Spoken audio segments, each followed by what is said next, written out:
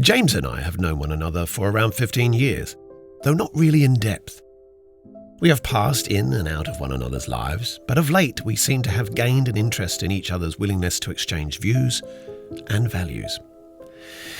He's a good-looking fellow, and so it goes without saying that part of his career was dependent on his looks.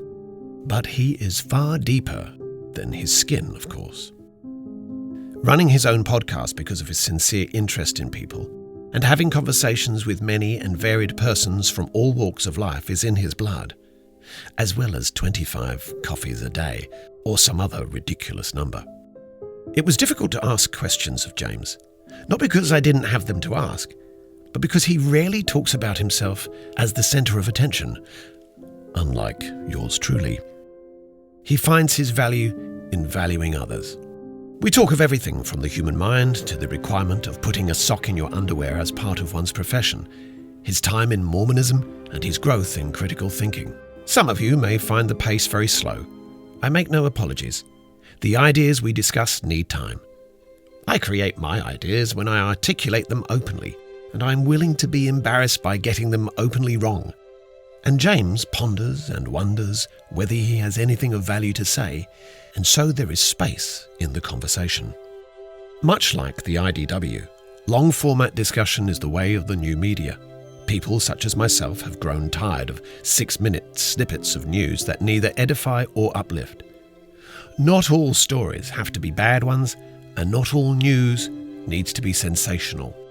So James and I offer no sensationalism, but a simple conversation between two fellows drinking alcoholic ginger beer with no set format other than an interest in an unknown destination. Please help to support this podcast by referring to the links in the description, and as always, I am grateful for any and all support. Thank you once again. Ladies and gentlemen, my conversation with James Butters. Who are very interested in changing their minds and the way their minds think and operate. And although I don't know loads about you, I do know from an outward side of things, you've had to go through a process over a period of, well, I've known you for about 15 years, roughly. A process of changing your mind. So I wanted to kind of focus a lot on your brain. Okay. So just tell me about you, the most interesting thing about you. Oh, that's a hard question to answer because I don't normally talk about myself. The most interesting thing about me. Wow.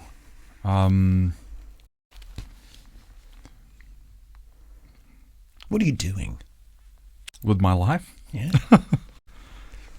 Well, what am I doing with my life? Lots of things. Lots of things. I feel like I learned the value of work from my parents. And so I've always tried to keep busy. I've always had, a job, and then side hustles, and, intermingled through all of that. I'm always out having coffee with someone or chatting with someone or playing rugby or I think it's actually kind of a negative thing as well. If you're constantly keeping busy and occupied, you never really have time to think and to assess what you're doing and to evaluate how you're tracking. And I've learned that recently, so it's actually quite pertinent that you talk about that, the brain and reprogramming the brain, because I've definitely actually been doing that of late. Even with the podcast, for example, I just love chatting with people. It seemed like a good idea to have a medium for that. But I think there's a lot of potential there, and only recently have I thought I should have a little bit of a business plan, or not even a business plan, but just a plan for ensuring that I'm talking to a lot of different people, and also utilizing Patreon and actually going out and trying to invite people to support the podcast, things like that. So hold on, let's do a little bit of advertising. Yeah. What's the name of your podcast? It's called The Butters Podcast. Now, why is it called that? Because my surname is Butters. Yeah, and that's what everyone calls me. Is that right? Yeah. 99% of people who know Call you me. Butters. Yeah, and it's actually one of those things. I think if someone meets me for the first time, I was talking to Michael about this, my older brother. We were walking down the street one time. I think there were three of us, and someone yelled out, "Butters!" from across the road, and all three of us turned around thinking it was us, and then we realized that everyone called us Butters. I think it's a cool surname. I think it's a cool nickname. I think South Park made it cool as well. I think I love it when you meet someone for the first time and they feel comfortable just calling you Butters from the offset. You know what I mean? I love that. There's something nice about that. It's like an instant, that's cool. Well, it's very cozy, isn't it? There's some comfort. He's Butters. Yeah. Butters has a very homely... It sits in everybody's home. Yeah, it does. Right? Yeah. So there should be... It's delicious. Yeah. And creamy. It's versatile. It can be. You can use it for cooking. Yeah. And spreading. Yeah. Let's not go. Cooking and spreading. Yeah, totally. Yes. Stop. Yeah. But I don't know why you're doing the podcast. Why? The real history of that was for when I was doing... So I finished my comms degree, communications, came back to Wellington, got signed as a model, was doing modelling for a while, and got to know lots of people in the industry. Back in, when was that? 2007, I think, I started. And there were some big brands. There were some big local designers who shut up shop. And it was just the industry was hard. There were photographers who couldn't get full-time work, had to move to Australia, or had to go elsewhere, even up to Auckland, to try and get more permanent work. And I remember thinking the one thing that I loved to do was I loved to connect with people on shoots and in the industry. And I remember someone as well came to me, a stylist in the industry came to me at one point and said, "Do you know anyone who's a good photographer who can kind of shoot this style?" And I remember thinking, why are you asking me? I don't work in the industry, I'm just a model. And I realize it's because I think people saw me as a person who was very plugged in and connected. I kind of knew everyone. Right. And I think it was because I would just naturally love to connect with people and chat and hang out, go to parties and all that kind of stuff. I realized at that point that one thing that I thought could be a way for people to engage with fashion brands would be if you didn't just see the latest collection, the fall-winter, 14 collection, but you actually heard from the designer about the fact that their dad heavily influenced the latest collection. He was a real bogan, and he used to crank the music, really, really loud. And so this designer decided to, while she was designing and creating the collection, that she would just be blasting heavy metal in order to really kind of feel her dad in it. So to me, that's a great story. And to me, if someone was to read that, then they would look at the collection differently. So I wasn't a photographer, I'm not a graphic designer or anything, but what I would naturally do is I would talk to people. So I wanted to do my little bit to try and help the industry. Right.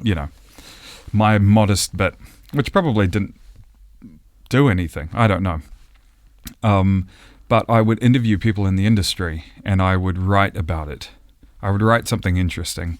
And then it kind of went from there and it evolved a bit. And because I was also doing some fashion shows as well, I would help put on some fashion shows, but I tried other things as well in the industry to do my part. And then in the end, the one thing that was the constant were those conversations and that engagement. Yeah. So then I started to, I had a few people approach me to help market their business by way of these conversations. But these were people outside of the industry, so like a florist and a photographer, and that was quite cool. And at that point I realized that I don't know, when I talked to them, I realized that kind of any topic and any individual was interesting. And I think I'd done my best with the conversations in the fashion industry. I don't know if they worked or not, but I got really excited about the idea of just talking to people in general about anything. And so I did that. And then it kind of evolved from there, where a mate of mine said, you should, podcasts are big. And I listen to podcasts. I don't have time to read stuff. If you did your conversations in a podcast format, I would sign up. And I wasn't a podcast person, so I had to start listening to some podcasts before I started my own. Otherwise, I'd feel like, why would anyone subscribe if I'm not even listening to podcasts? And it went from there. And then the one thing for me was the approach was unscripted, unplanned, had no idea what I was going to talk about. It was just about identifying an individual, saying, could I chat with you? And then sitting down and then just seeing what came up. And it's that kind of honest, organic conversation. That was my jam. Right. And that's the way I've kind of kept it. And I love that. Yeah.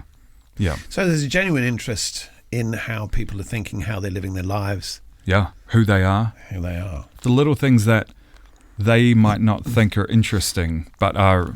So everybody has a story. Yeah.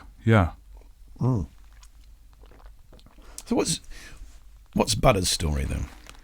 What's my story? Are we going to be here for like 7 hours? It's a complicated story.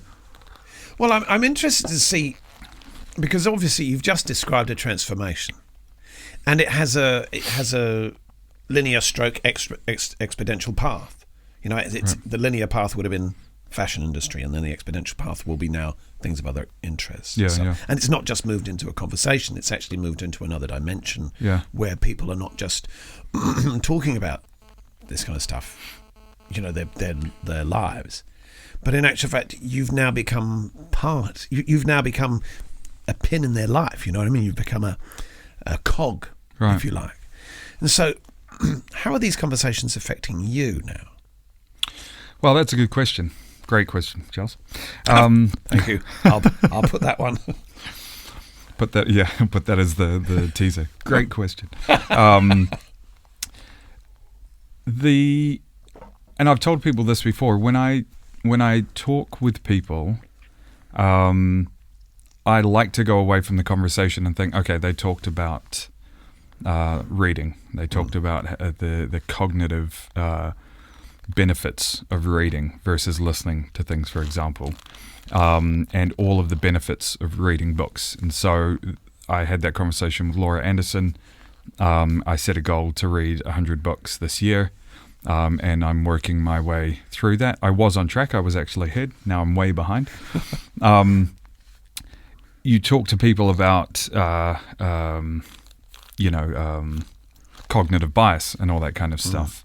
And then so I would go away from that, and I would actually sit and actively think, what am I, what's my bias in certain situations?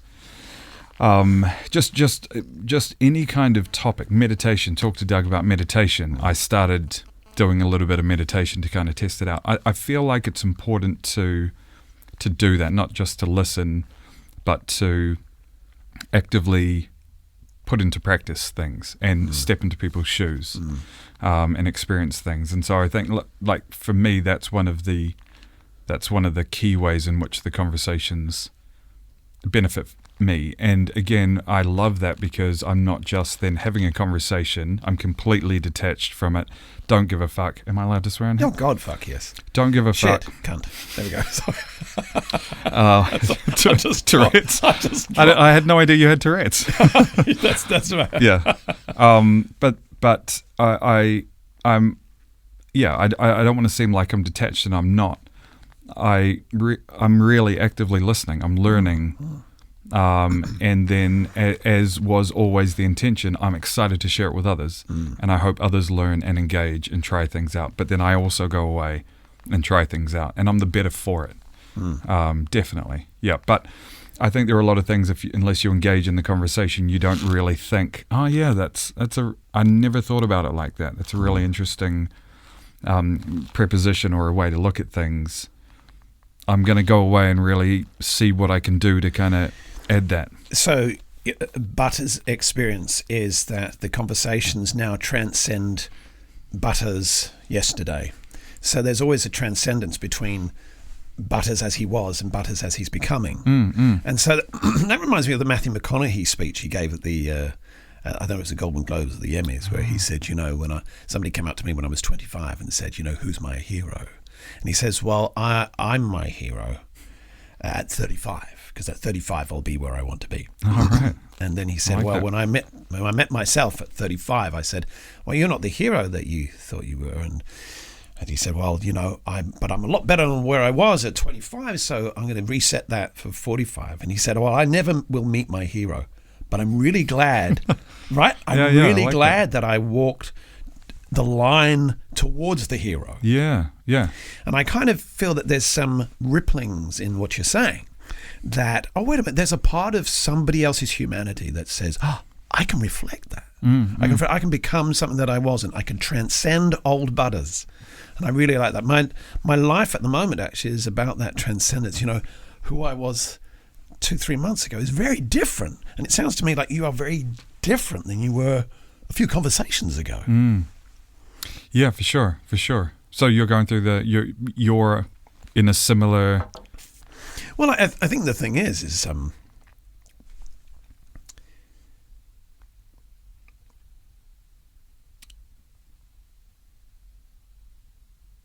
I don't know if you relate to this at all.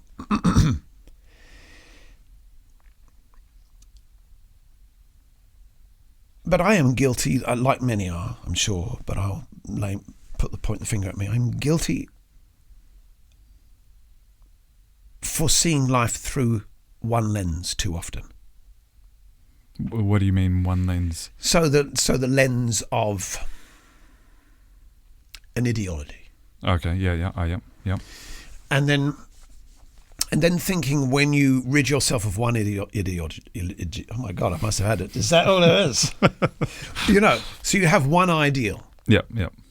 But then you see that there's something beyond this, and then you think that that's the answer. It is very much like the hero story. Heading towards it and thinking that that's the answer. But it really isn't. And so what I like about all of what we're talking about right now is the idea of broadening the lens. Right, yeah. Through which you see life. Yeah. And I think these podcasts are very much the same for me. Here's something. I had a couple of guests on, Katie and Marlon, and they did the most unusual thing, and they bought themselves a big bus. And she has 4 children. He doesn't have any, but they've got together. And they bought this bus, and they wanted to live anywhere, and they finally found somebody who agreed to park this bus on their property. Oh, yeah, that's cool. And so it's a different lifestyle. Yeah. It isn't a lifestyle with it's another way of saying, well, look, housing prices are going up, so we're going to find a way around that. Yeah. So they bought a bus. I know probably about 50 or 60 grand. I don't know how much it was, but that's one way in which we can.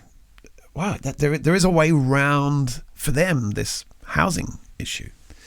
A woman that I interviewed who years ago, 20, 30 years ago, I think now, had what is it when you agoraphobia? Oh yeah. But now today is teaching people how, in front of people, how to deliver plans and speeches and stuff. So that's quite a considerable change. That's real transcendental. Yeah. Brooke Stringer, marvelous. Here was this guy mocked by his family. He's part Japanese, and in the Japanese culture, if you're kind of big but not sumo, if you're kind of big and not sumo, you get mocked for being big. And so he changed his life. He changed his life and became this short bodybuilder. When I just interviewed a lovely lady, lovely girl, lovely woman. Which one of those are you going to pick? Who was somewhat introverted and she felt that her Emma Jacket Simpson. She said that her... What was her name? Emma Jacket. Emma Jacket. Great name. Is a great name. And she's going to be great one day. And I mean, she's great now, but I mean, she's going to be great in terms of her... I don't want to say celebrity, but her influence anyway, in terms of helping people speak. She wasn't able to give her opinion, feel valued. She wasn't able to speak out. And one of the most transcendent things she's done is become a burlesque dancer. Wow. And I found that really quite, because you see, we can judge it, couldn't we? It's very easy to judge it, you know. And I knew that I thought one way about the burlesque dancer, you know, way of making income, take your clothes off. However, what she did was she said, look, I'm exposing myself completely, I'm completely vulnerable. Everything that is wrong with me, that I feel that's wrong with me, that I am perceiving, because we all have those issues about our body, it's all on display now. I have nothing to hide. That was powerful, because I then realized that, wow, she used that as a tool for removing the shallow view, and also the lack of being able to express. Right. So the dancing or the performance is a form of expression? Well, it is a form of expression, but also the fact that she was removing her clothing and revealing parts of her. It also has, it's a psychophysiological thing, isn't it? Because it affects your mind. It says, okay, this is the bulge I don't want to expose, right? And I think we have a need to expose the bulge without shame. And I think that's what it's. So that's a transformative, transcendent thing to do in your life. So I, just like yourself, there's been people who've taught and retaught lessons. Desiree Turner. I love the fact that above all the odds, she kept her business going. And a lot of individuals and individual businesses were closing down, designers were closing down, and she kept. And I like how she transformed. Okay, well, this plan is going one way. Oh, I'm going to just slightly change and just slightly move this direction. Yeah. So yes. So yeah, I really am really love that idea of being the biggest sponge I can be. Yeah. There's no better way to be, I reckon. And if you're wanting to increase your lens, or be looking through multiple lenses, multiple ideologies,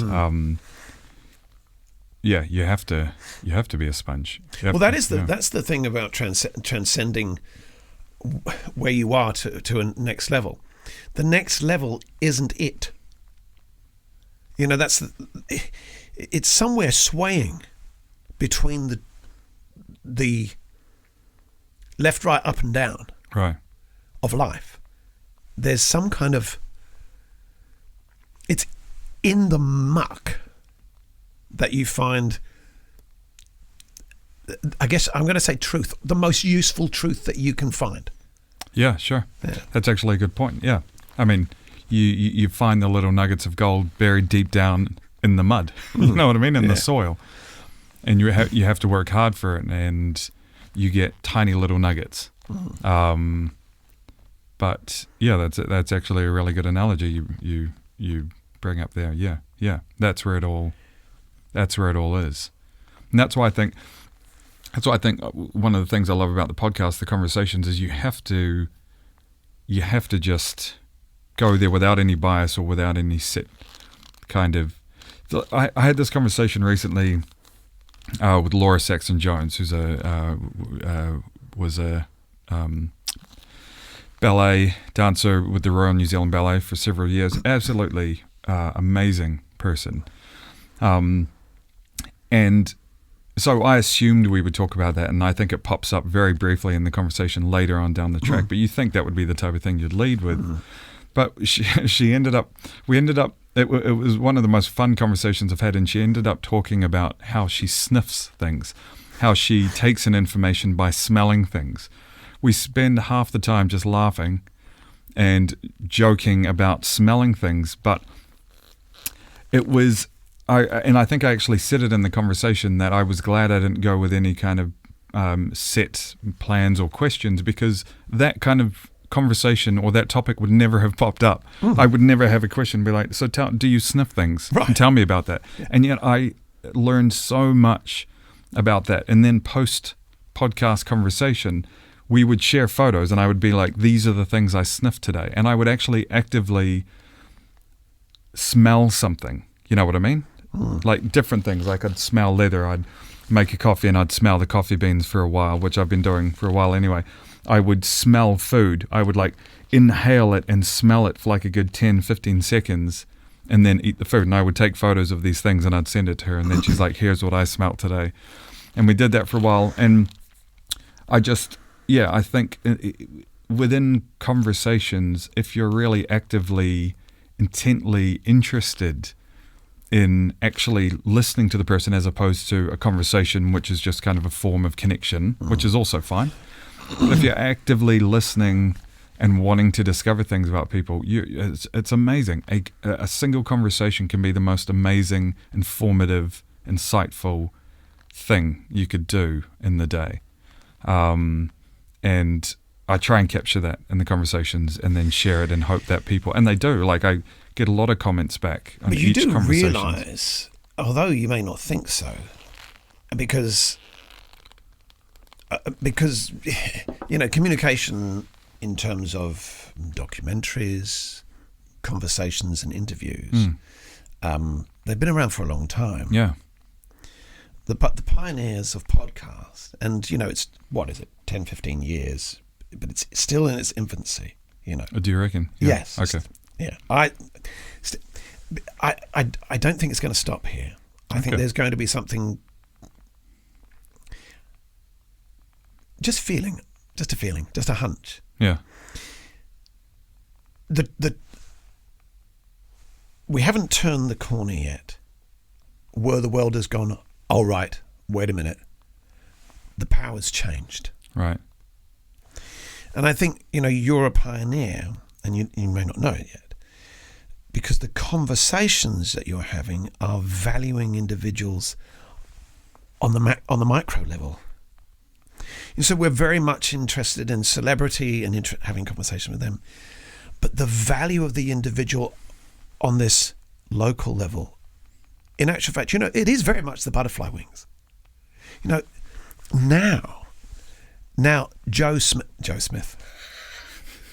Dave Smith. Now Dave Smith, who is a cobbler, he now says something Einstein-like. Somebody in Indonesia and America hears it. The little man.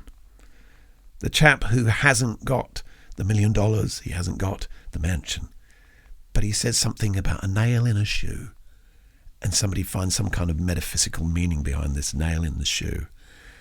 And it was Dave Smith. Yeah. So it's a pioneering industry. It's an industry where there's a power change. And it's a great one. Because it isn't a power shift of greed, envy. It isn't a power shift of class even. It simply means that humanity is made more aware of one another's humanity right across, the broadest spectrum of humans. Yeah. And that's why I think what you're doing, and I like this. I mean, I'm slightly more pointed in my approach to the podcast, but which is also great. Yeah. Yeah. Well, I want somebody to come to this and listen to James and go, I'm inspired because James is transformative. Sorry, Butters. Or they'll think. I don't think I actually said at the beginning what the name of it's www.patreon.com/Butters. Yeah. Okay, I just wanted to make sure that was. I'll put a link in the description. Yeah. Oh, that's very kind. No problem at all. But they can find you on the Butters podcast. On all the podcast apps. Yeah. Yeah. The Butters podcast. Yeah. Yeah. So I met you 15 years ago. Was it? It feels like longer. It was 15. Wow. It was January of 2007. That's very specific. Yep. And it was on a Sunday. Wait, January 2007. Okay. Maybe February. Okay. One of those. But it was January, February, March, somewhere around there. Okay. Well, I know it won't be any earlier because I wasn't in the country. Ah, okay. Okay. 10th of January is when I came in Okay. with the wife and 3 children at the time. And then we seem to have found another one. It wasn't me, officer. Just kind of crept out. But you were with your brothers Right. and you were singing. Right. Okay. Yeah. At church or Yeah, at church. Yeah. Yeah, you were singing one of the 4 parts, and then Oh, okay. and Nat was singing the 4th one. Oh, awesome. Yeah. There was you. There was Tim. There was Nat. There was another one. I don't think it was Dennis. It wasn't Probably Dennis. Michael. I mean. Might have been Michael. Yeah. Might have been Michael, but I don't think it was. Oh, okay. But anyway, I wanted to ask you, just as a chat, I mean, does music still play a part in your life? Wow, another great question. It didn't for a long time, and then I'm going to interrupt you. Sorry, yeah. I was fucking amazed. All of those voices were just fucking blending. I loved it. I think actually it may have been "Be Still My Soul," and I went, what? It was like, I was going to say ungodly, but but it was unbelievable. It was really nice. Right. Oh, that's kind. Yeah, very kind. It's not kind, it's truthful. Yeah, I loved singing. Yeah, the harmony parts. It was cool. Yeah. But you say for a while now it hasn't played a part, but you said it was a good question because recently again, I have got into it as part of again reevaluating and reassessing. I've kind of looked at that and thought, why am I not still writing music? You know, and why have I not performed in open mic night, which I've wanted to do for a long time. And also I think in really dire times in your life, you get the most inspiration for writing songs. My songs were very melancholic, the non-church songs. My own songs, very melancholic, very dark and depressing, because I had so much angst as a teenager. You know what I mean? I had a crush on a girl at school, wasn't able to do anything with it because my mum was just like, cut that right off, you know what I mean? Got to go on my mission. So, nip that in the bud. And it was hard. I should actually put some background in here, and I'll put a little disclaimer in as well. Both of us are ex-Mormons or the Church of Jesus Slice. Jesus Slice. Would you like some Jesus Slice? It sounds like a cheese. No, cheese slice. Jesus Slice. We're both ex, or we no longer attend the Church of Jesus Christ of Latter-day Saints. But I had this conversation with you before, and I don't want to be on it for too long, that neither of us have any kind of malicious feelings towards the church or people there. Absolutely. It's just merely something that we've left behind in terms of active participation, and it's and I guess I was referencing it earlier on, the idea of viewing life through a particular lens. But I'm giving that information out because a lot of people listening to this will go mission, and they'll say, so in the church, young men and women are encouraged to serve a 2-year mission in countries where sometimes they don't speak the language, and to teach the principles of the church. So you obviously were encouraged to serve a mission. And what happened around that time? I wouldn't say encouraged. You're there's no way thrashed. There's no way you would really not serve a mission and not feel like you had kind of failed. So you had even if you had an inkling not to, you would never really do that, I think. Well, okay, since we're going down that line, and like I say this without any malicious intent. Yeah. Totally. because I do love people in the church. Yeah. And, you know, for 37 years, 37 years, something like that, since I was the age of 14 or something like that, the church informed my life. Yeah.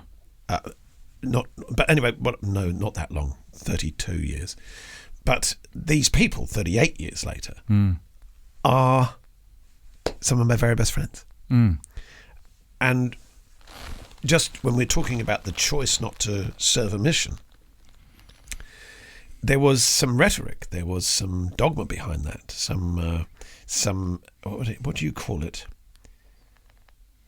Not conspiracy, but the idea that if you didn't serve a mission, God curses you. And that was something on my own mission. When I served in Quebec, in Canada, they would say, Elder Humphreys, you've got to be so proud that you're serving a mission, because those that don't serve a mission, they're cursed. Did they actually say that? Oh, God, yeah. Wow. I can tell you who it was, but I won't say who it was. Yeah. See, I never had that. I never had the curse thing. Really? Not even close. Did you serve in a very Catholic area? No. Where did you serve? Served in Australia. Did you? Oh, God, that's not Catholic.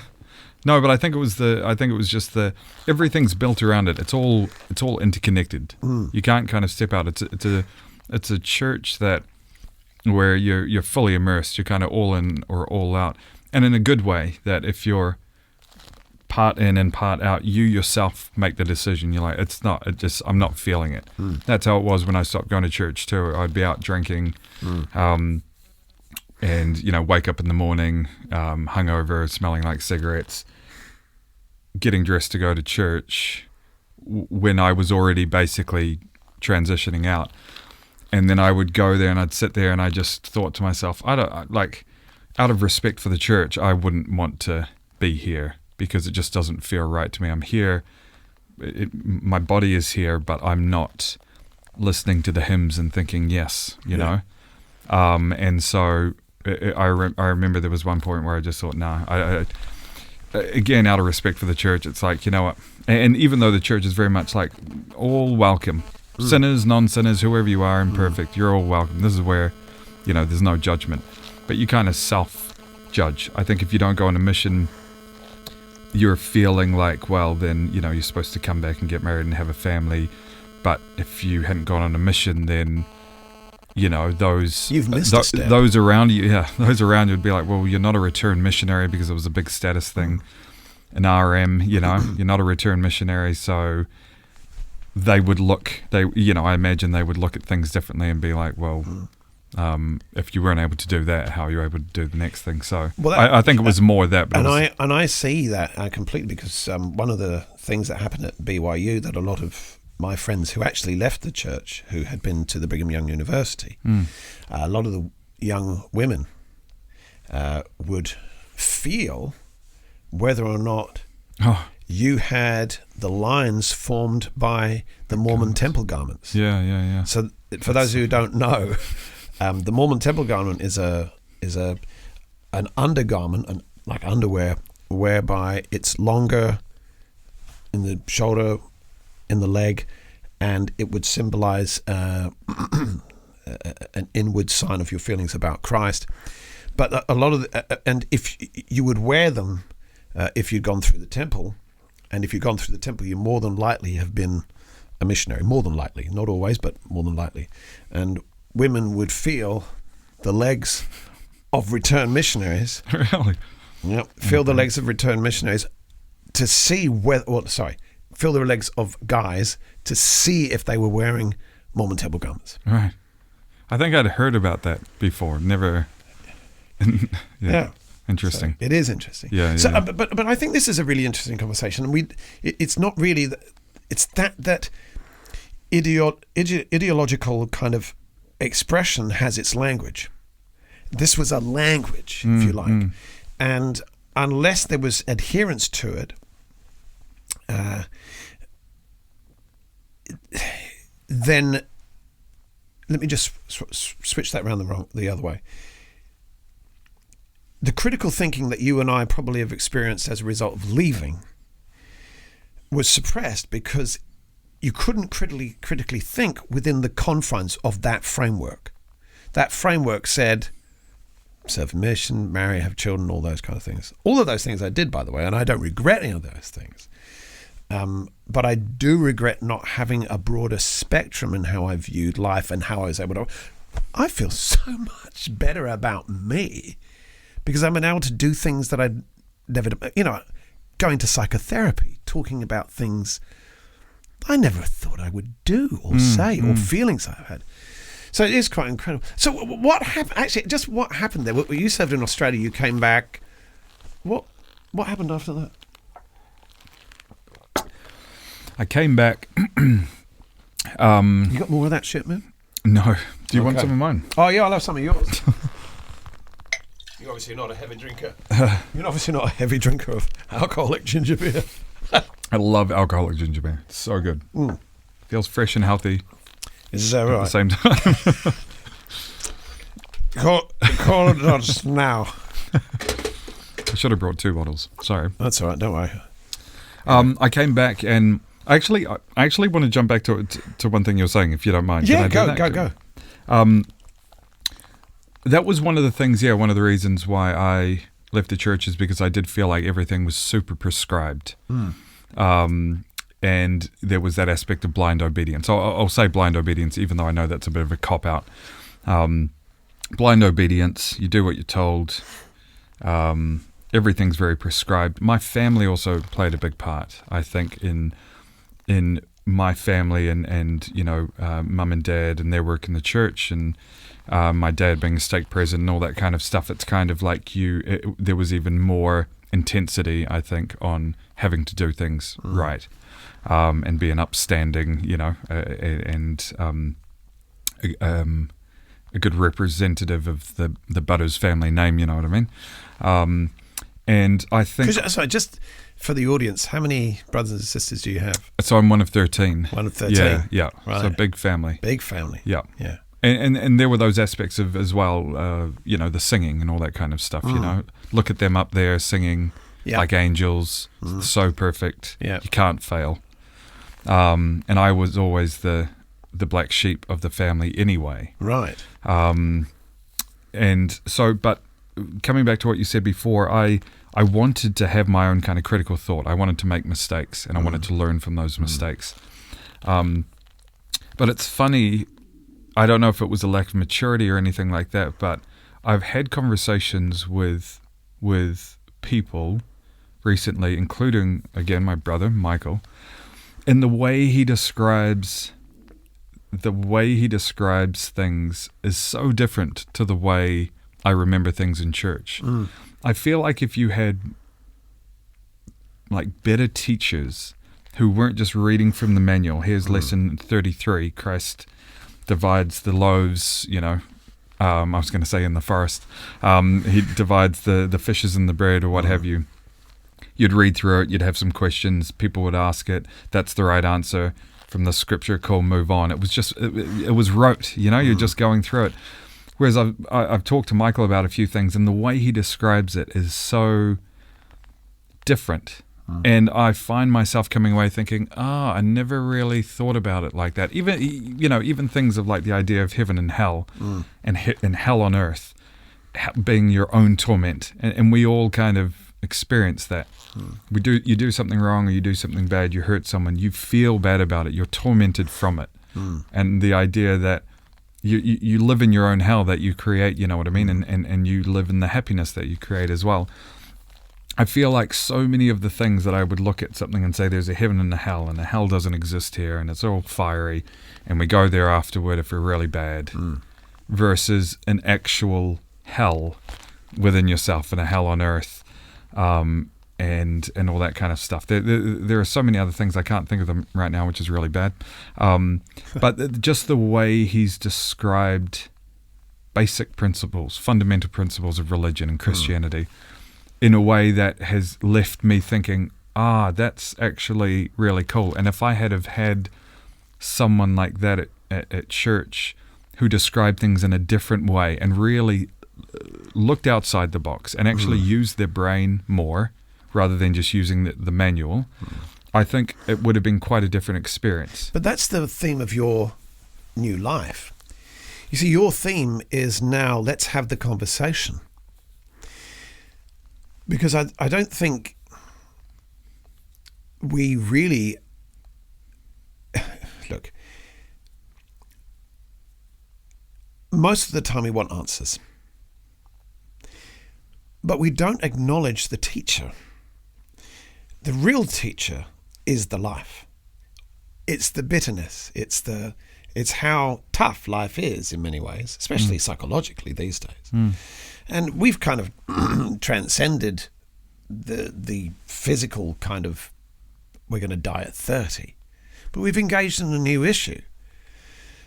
We're now no longer looking for food so much. I mean, I think there's about 9% of the world that hardly has anything at all. But, for the most part, you can access food, especially in the West. And so I kind of feel that it's easy to be prescriptive, but it's a lot harder to have the conversation because the conversation is real.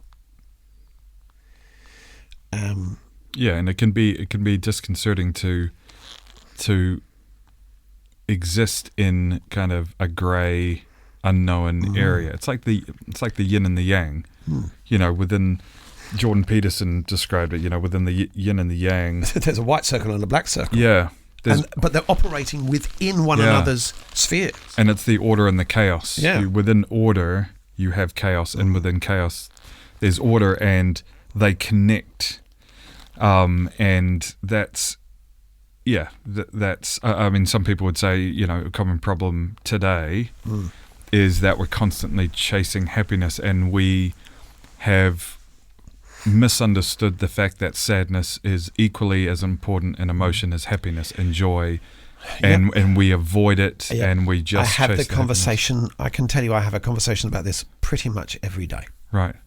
With who? A student. Friends online. Every day. Yeah. And because I think it's one of the most valuable things we can talk about. One of the things that Jordan Peterson said that just changed my mind completely was when Wilhelmina passed away. This is good stuff. Yeah. I can hear my tummy crumbling. That's a really sensitive mic as well. It will hear everything. And my squeaky jacket. Thank you very much. This is my other... When my wife passed away, it wasn't until 2 years later that Jordan Peterson said these words, and it would be really inappropriate if I was happy at the death of my wife. Right. And that sounds pretty obvious, right? But if you're always seeking happiness, and there is a fluctuation in the pathway to happiness, and it just so happens to be death, have you failed? Have you failed along the pathway to happiness because now you're feeling sad? When sad is actually a really valid and important place to be, to living within the feeling, so you're no longer afraid of it. I mean, that's one of the things that I found liberating. You see, Viktor Frankl wrote a book, Man's Search for Meaning. The Church's video, you might remember the Church's video was Man's Search for Happiness. Yeah. And the United States Constitution or Bill of Rights or whatever it is, I can't remember it, it says, that in the pursuit of happiness. I quite frankly think now happiness is a bit of a waste of time in a sense, because I find it far more liberating saying everything I do matters, and if everything I does matter,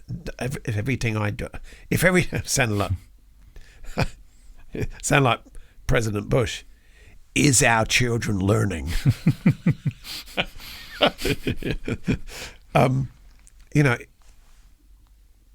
Where was I going with that? Oh yes, so the the value of living within the feeling. That, in actual fact, sadness, anguish, mourning, grief, all of those things, just the same way as butterflies in your tummy, excitement, joy, anxiety, live within the feeling. Because I think what we've done is that we've made living within the feelings almost impossible, because we no longer say it's not right that you're not happy. And one of the things I've come across quite recently, and I don't know where the thought came from. Somebody said to me, Charlie, you deserve to be happy.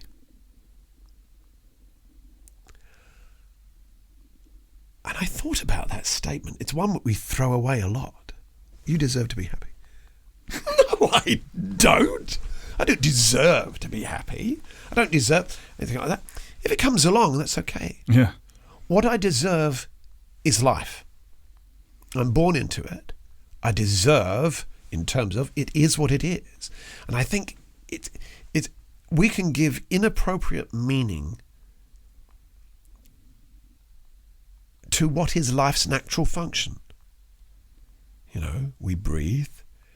I think the biggest leap for me, really, and I'm grateful for the church for this, was actually gratitude. I think gratitude is a life changer. Beyond a doubt. Beyond a doubt. You can actually change the world, your world, when you start looking around you and being very grateful for what you have. It makes a big difference, doesn't it? Yeah. People talk about gratitude journals. Right. Or just taking... Do you keep one? No. But I do, each morning I go for a walk early in the morning when no one's around. And one of the things I do is I do kind of remind myself what I'm grateful for. Yeah. And it definitely makes a difference. And I'm grateful for learning from that mistake, or I'm grateful for learning from that, what I went through before. Yeah. It's included in that. It's not just grateful for the happy things. Yeah. I think you're very insightful in what you're saying, with the happiness and the meaning. And I think about one of the, I don't know if it's in the Bible or the Book of Mormon or what have you, Adam fell that men might be. And men are that might have joy. Yeah. And I think, again, being young, I would look at joy and saying joy is a happy thing. But it exists, like, in order to have true joy, you have to have known sadness and sorrow and all that. So joy incorporates all of that. I'm too young to understand that. But also a very different life. I didn't grow up with the... You could have put a full stop there and pointed that to me. I didn't grow up. I didn't grow up. Yeah. One day I will. But yeah, didn't grow up in the current climate, which is an interesting climate with the way the life casting and the way we present ourselves, and the feeling that, again, if you're sad, you don't check that up on Instagram, and so even something like that, we're kind of almost pre-programmed to curate things in our lives, and if we're presenting it, it's only ever happy and good. In which case, if it's not Instagrammable, if we can't chuck it up on there, then there must be something wrong with it, and it's always the downtimes, or I'm not doing anything today. I haven't put any makeup on, and I feel like shit. There's no way you're going to see that. And that is true. For the most part, people do put up their show reels. Their show reel life. Yeah. But yesterday, somebody on Facebook in the UK said, "Why don't I have any friends? Nobody loves me. Nobody cares. I'm feeling this way." I mean, I wrote to her personally. I said, "You're reaching out. Come on, reach back. Let's talk about it." Because I think, I often wonder about that kind of reach out, that kind of, I haven't got any true friends. The online community cannot replace that human connection. Don't touch me. No. I just didn't want That's like yeah. thumbs up. And Yeah. I think That's true. That's very true. Yeah. that's why COVID has been great and detrimental. It's brought about a vivant living experience online. I don't know what that word means. Sorry. Vivant, living, Oh, okay. alive. It's vivant, you know. It's like effervescent. Oh, okay. Vivant, you know. Okay. When the I'm going to French use say, that. I'm going to remember that. yeah. Thank you. So when the French say vivant, it's far more than living. It's a bit like the biblical quick, you know, the quick and the dead. Oh, okay. You know, it's slightly more than living. Okay. Okay. So anyway, so it's now very vivant. It's very effervescent. It's bubbling now, this online stuff. But I think to the detriment of our interpersonal, physical relationship. And look, the three or four things, and I can't remember what it was. Dance, laughter, singing, and intimacy, human intimacy. Those are the four things that feed our immune system. Right. Yeah. Yeah. Yeah. You know, Yeah. Singing, you can't sing. Right? Dance, you can't be with anybody. Right? Intimacy, well, if you've got a partner, you might be in luck. Okay? Or maybe some children you can hug and all that kind of stuff. And laughter, well, we're getting a bit of laughter, but we're not getting one another. And I think we need huge amounts of healing. Interesting. Huge amounts of healing. Our immune systems are lower. Right.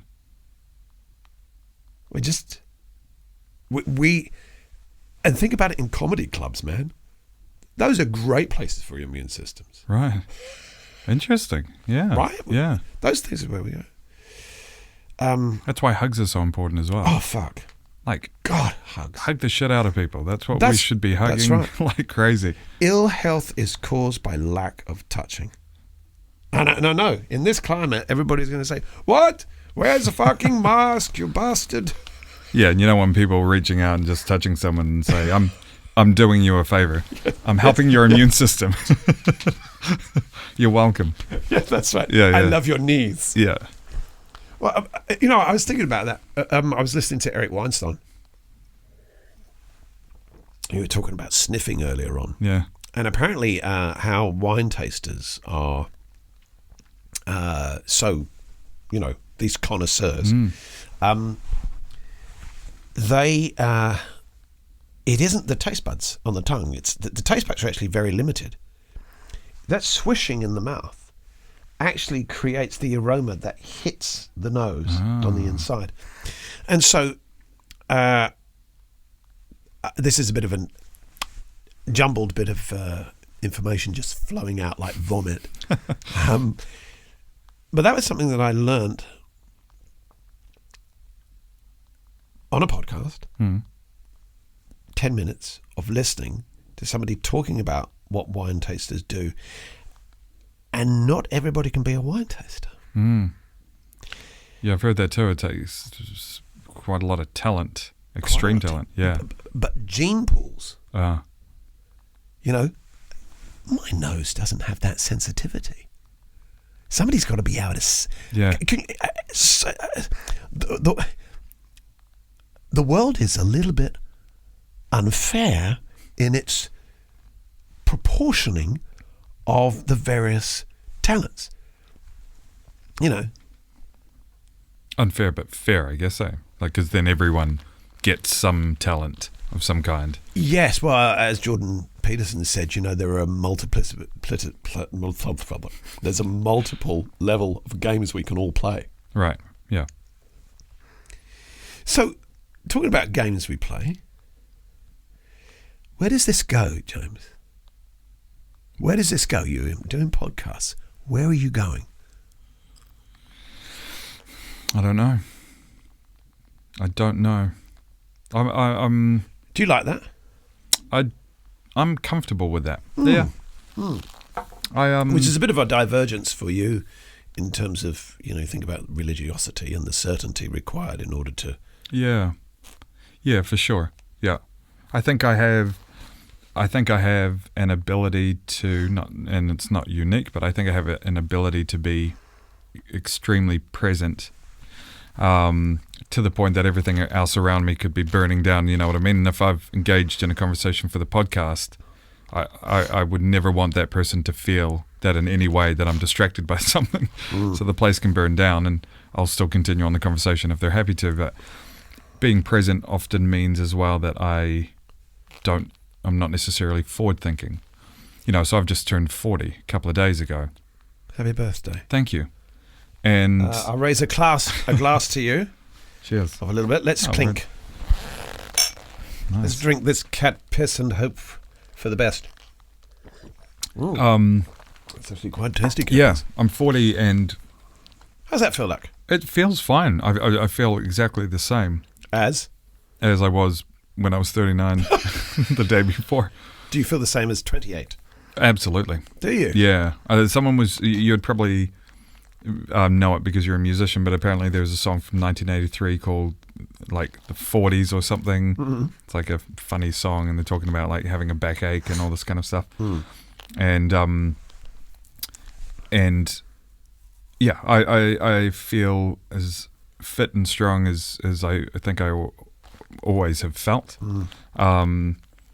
And I think it does also have a lot to do with the fact, I think when people talk about, you know, that they're getting old, that just never kind of factors into my conversation because I just don't think that way. So I don't know if it's a self-fulfilling thing of if you don't talk about yourself being old, then you know. Well, Bruce Lee said as much, didn't he? He said, don't even talk about yourself jokingly in negative ways because how you speak is what you be, Right, you know? right. Very wise. But I think I'm 40 and I haven't, even though I'm doing some kind of reflection of, you know, what I want to do, like making the most of the podcast, it's more about having respect for it and kind of saying, well, I'm talking to people, they're kind enough to let me interview them. I have patrons who are supporting the podcast financially. I should respect this and something that I absolutely love doing and make the most of it and do the very best I can for it. That's what it's about, as opposed to saying, well, I've got a 5-year plan and this is where I want to be. I don't seem to do that. Right. And so I'm 40 and I'm here. I'm doing what I'm doing and that's where I am. Yeah. You know what I mean? So Yeah. I don't, unlike Matthew McConaughey, I don't have a 10-year, you know, idea of meeting someone in 10 years' time or meeting the me in 10 years' time and being at a certain point. I'm just kind of me now and you know, I just try and live every day to the fullest. That's why I'm always trying to do things, always working, always connecting, never shying away from a moment to engage or to do something spontaneous. That's my way of living. So I don't know where I'm going with that.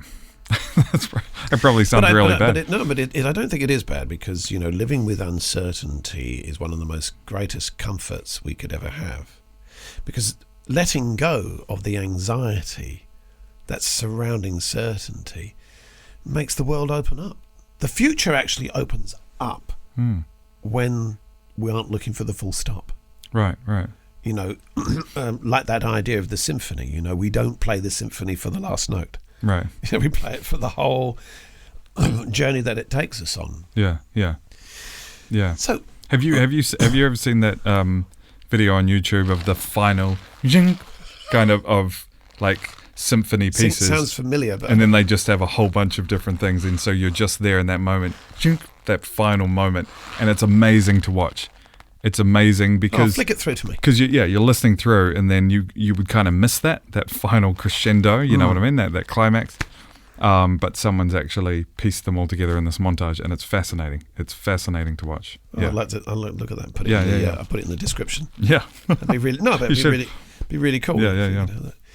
Yeah. So where does this? So people are often looking for the certainty. What would you say as a word of advice to people who are struggling with certainty, but you sit comfortably, so to speak? And I know you would probably challenge maybe some of that wording. You know, not exactly comfortable. Yeah. But how do you assure people that search for certainty? I don't think I'm ever really good at giving advice because I don't consider myself an expert, but I always like to refer people to things that I've heard from someone. Right. Oh, yes. As a point of advice. Well, that's wisdom. But can you repeat your question again, just so? Sure. So there are people who are always looking for certainty. Yeah. And there's people who believe that they have certainty. Okay. But life has a way of removing certainty. You know, I was saying, look, you get married with the idea that you're married forever, and then you're divorced. I get married with the idea that we will live until we're 80, then she dies. What do you do in those moments when life has ripped certainty from you, but you still search for it? How do you get to a place where you still have comfort in uncertainty? Yeah.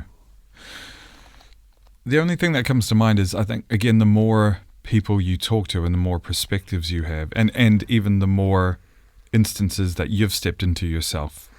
What does that mean?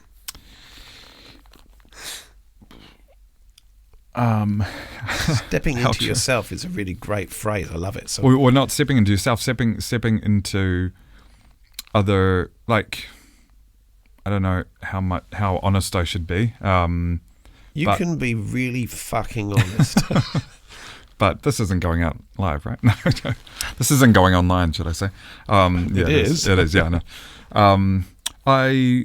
I have been in relationships with people that have been married. Right. When I was single and they were married. And they talked to me about it, and it was a decision they wanted to make. They were a lot older. They explained the reasons why they were unhappy. They talked about the fact that they're planning on getting divorced anyway. And I chose to go there and be with that person. Didn't last long, and I think they felt really bad. I think when they actually went through with it, they felt quite uneasy. One person in particular did it. She did end up getting divorced, and she's much happier now. She's like remarried, but I think she felt a bit bad about having kind of done that. Yeah. I learned I learned a lot from that experience, and then I felt bad as well, and I felt like, okay, now I'm a person who's done that. I'm an adulterer or whatever. I was single, but I still was with someone where I could have said no. That's but I think I have learned. I don't know, there are a million different ways that things are done. Using your example of marriage, you know what I mean? There are a million different ways that things are done, and a million different ways that people come into it, and a million different ways that things pan out. And so I guess everyone still wants certainty, but I feel like if you're open to understanding that it could go any which way, then potentially you can kind of, I don't know, exist the best you can in that certainty and in that pursuit of certainty, but still being understanding of the fact that you don't know how things are going to pan out. Maybe that's why I don't forward think. Maybe things were so prescriptive at the beginning. I definitely wanted to experience something different, and as you often do, you swing to the other, to the other end of the spectrum, to the other extreme. And then maybe I'm kind of in the middle now, finding, I've experienced this, I've experienced that, and now I'm taking the best from everything. I don't know. But I don't think I answered your question. I lost my train of thought. Well, really bad. I think Conor McGregor really is quite a funny thing, because I've seen him. You know Conor McGregor, don't you? Conor McGregor, the Irish MMA fighter that everybody raves on about. Yeah, sure, yeah. Got his own whiskey brand now. He was the one who you see if you can pick some up. Yeah. I see your face light up. I mentioned fucking whiskey. Oh, it's whiskey. Yes, James Butter's whiskey. Sorry, that's made me really croaky. So I'm going to sing to you now, James. Clear the throat. Here he was. He was a loudmouth, cocky, beat everybody, won a couple of belts. then gets into trouble because he's a complete dick and throws a chair into a bus and Oh. people get cut. And Oh, wow. yeah, he becomes a bit of a hooligan. Yeah. Then he has a baby, not him, his wife, has a baby. And then for the next 3 fights he has, really respectful. It just changed. Now, I don't know if it was having a baby or whether or not losing to a couple of people that really did, Or his publicist was like, you need to shut it down, otherwise no one's going to come to your fight. Who knows? I think the thing is that, you know this as well as I do, that people go to the fights where there's a noxious weed. Right, yeah. The drama draws them in. Yeah. There's some mental fighters in there. Right. I don't know if you're into MMA or... Nah, not really, to be honest. What are you into? Oh, rugby, of course. Rugby, yeah. Yeah. I'm That's into violent. I'm into a lot of things. It's aggressively.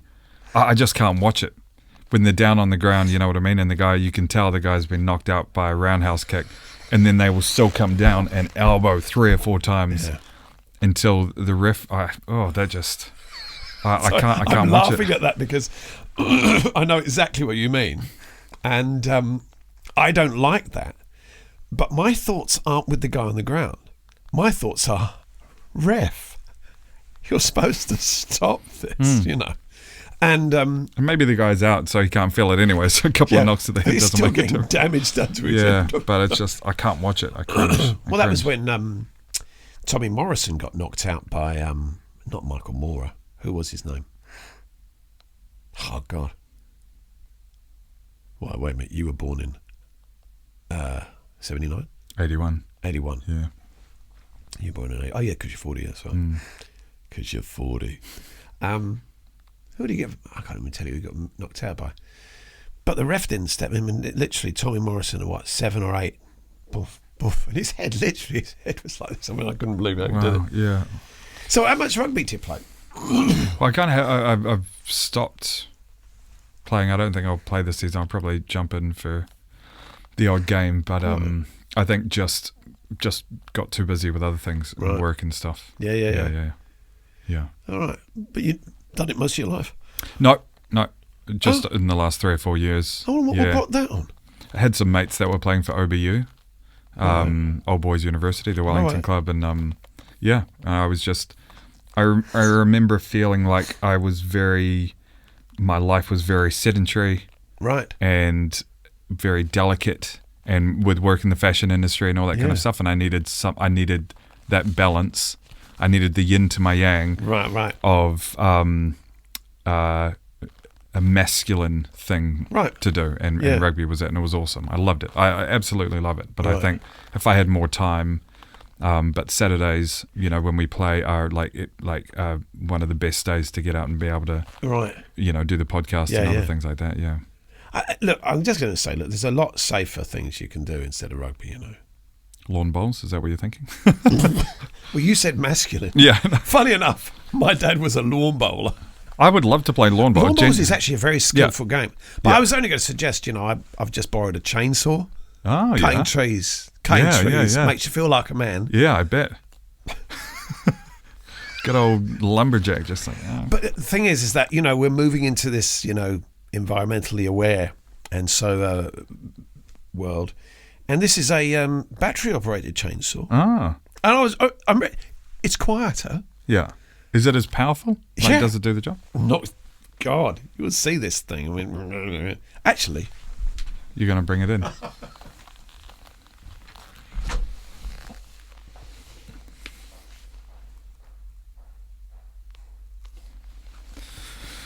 Well, he's going to bring it in.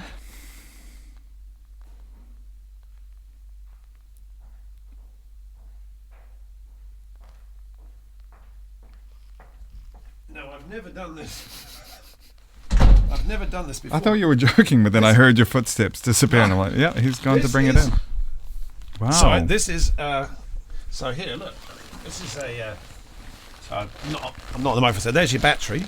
Yeah, You just charge that. yeah. I'll put that on there. I'd like to say thank you for Nigel, who gave me this for not for keeps. There we go. And you take it off, Yeah. and there you go. Wow. So there you go. Straight into it. Wow. Yeah, man. It's a proper. Yeah, so that's a proper. Oh, crap! I've got oil. Yeah. Yeah. Wow. So there you go. You choose rugby, and I choose a power whistle. Well, maybe I'll pick up a power tool. Yeah. Every now and then. Actually, it's quite cheap. I think Nigel told me that it was about $600-700 Wow. to pick up one of those. Yeah. And they've got these ones where you can stick the. There's a similar one with an adapter. I can't believe I'm talking about fucking power tools, but here we go. That was good. I know, mate. It's just you never know what's going to catch your fancy. Yeah. Yeah. Because a lot of trees have got to do it anyway. So, well, you can put it on the end of a pole. There's like this pole, and you got the battery down one end and whatever. And this thing extends to about 15 to 20 feet, maybe. Right. And you can get your like that. It's really cool. Wow. Don't know why I'm even bringing that up, but It's good to know. It's good to know. Life Lesson 101 is what this podcast is called. Ordinary people, extraordinary things. Right. So there you go. There's my little contribution towards people's lives. So, James, look, we've come from a setting where there are questions asked. Funny, I was going to say it in French because qui suis-je? Who am I? Where do I come from and where am I going? Now, I have my own thoughts on them, and I'll share those. But I literally want to ask you, because I don't think I'm going to figuratively ask you. But I really want to ask you, what's happened to those questions for you? Who am I? Why am I here? Where am I going, or where have I come from? Do they matter? If they do matter, why do they matter? Are they that important? Are they just made up? What's the deal? Good. Yet another good question. I think I lost a lot when I again went to the other extreme when I left the church. Right. I was experimenting. I was trying different things. I was doing the opposite. I was getting into situations that could be seen as not ideal, but I was exploring and I was learning. Not dodgy situation. Nothing illegal or anything. You were fucking about, having a drink and smoking a lot. Yeah. Okay, it's cool. Yeah. I have fucked about, done a minimum amount of drinking, and 2 spliffs. Right. Yeah. So I know where I am guilty Yeah. of fucking about way too much. So I think we both can understand that in the voyage of discovery, especially if you're going through depression, anxiety, you don't know your direction in life, you're rebelling and all those kind of things. And look, everybody thinks that this is rebellious things happens 15, 16, 17, 18, 19, 20, somewhere around 21, 25, and then suddenly between 26, 27, it kind of all settles down. Which it does for a lot of people. Does for a lot of people. Yeah. But you're still in the discovery of kicking that fucking can down the street. I'm not saying that you're being bloody minded, but you are on the voyage of discovery, and you don't. And it seems to me that you. I think the discovery's changed. That's right. I started late too. I was 26, 27 when I when I stopped going to church and I was drinking alcohol for the first time. You know what I mean? That'd be about right. I was going to 21st parties because the people that I moved in with, the people that I moved in with were young and we worked together, and so they were taking me along to 21sts, and I was 27 years old, but like this was all new to me anyway. People doing yardies, I was drinking Tuies and getting drunk off Tuies. You know what I mean? Yeah. It was all new to me, so I started late, but I think my form of discovery now is obviously very different. I'm not, I'm not going out, fucking around and all that kind of stuff. I think that was something that I learned a lot from, and I don't regret it. But it's I'm not still out Yeah. doing that. It's a different form of discovery. Those questions, but then, do you feel that they're still present, though? I don't. No. Right. Okay. Yeah, if I'm being honest, I don't think they are. I don't sit and think in an existential kind of way. Who am I? And what happened to who am I? well, I feel like I'm living who I am. I feel like every day when I do something, I connect with someone, I learn something, I work. I am living. Do you think myself. you're more chameleon in who you are? So, for instance, circumstances change, and therefore you adapt to that, and that becomes the thing, the being that you are. Yes and no. The more I've lived, the more I'm already kind of. There are things that I value, and so if something is kind of separate to that value, I will. If I'm being honest, I will still try and explore it because it's something new again, and to me that's essential for me, is to always be open to other things. But I will probably quickly align and say, that's as I thought it would be, and it's not my jam or what have you. I don't know if that answers your question, but well, I think there's more to explore because, of course, the transformative you. Look, I really love the idea that you're exploring so much. It's almost where I believe the utopian human it lies. Right. It's not perfection. Yeah. But I'm interested in just how your brain is operating in terms of, okay, so you've got these podcasts, you're listening to people, you're putting up some challenges towards who you are, you're moving into these new situations, you have a past with which I connect a little bit, and I see that there is some critical thinking that bursts open. You see something. You've said that you aren't heading towards anywhere because you're very present, not just in the podcast, but in life generally. But you look at that as a positive, and there's no certainty, but yet there's a confidence there that exudes from you in having nothing that binds you. That's a good way to describe it. Yeah. So I'm wondering how that operates on a tangible level to somebody who finds that intangible. Yeah. Yeah. Yeah. Who knows?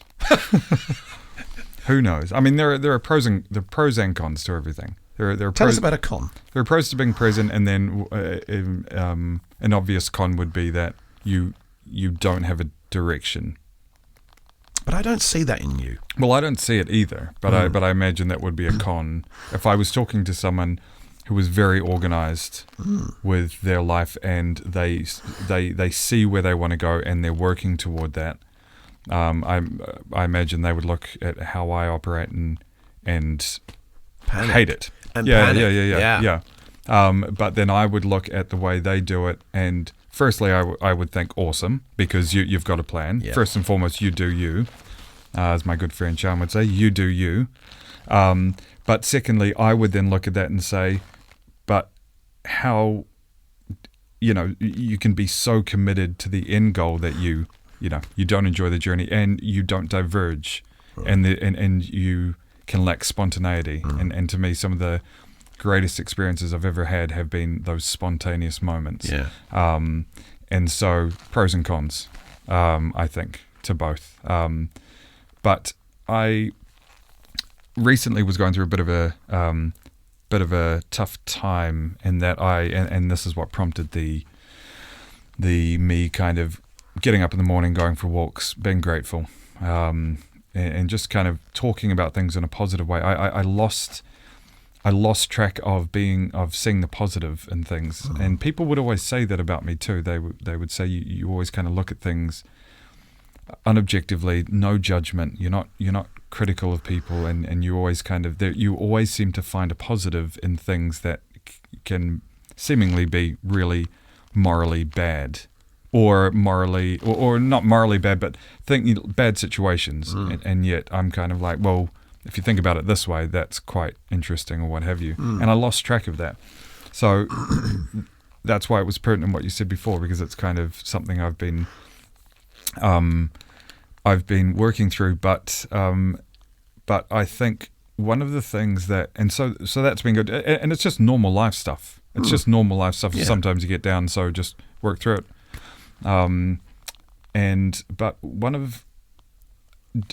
During that time, I was chatting with a few dear friends, and they were really good at listening and giving advice, and it was great.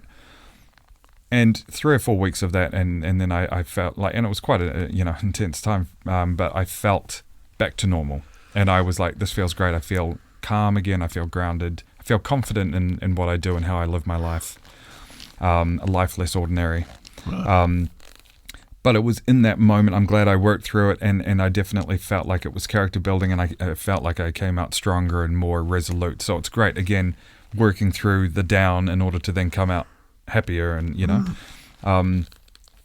but I was chatting with a mate of mine, and I said, let's grab coffee. It's been a while, and we caught up, and we sat down, and he just started talking. I actually wanted to chat with him to get some advice. Right.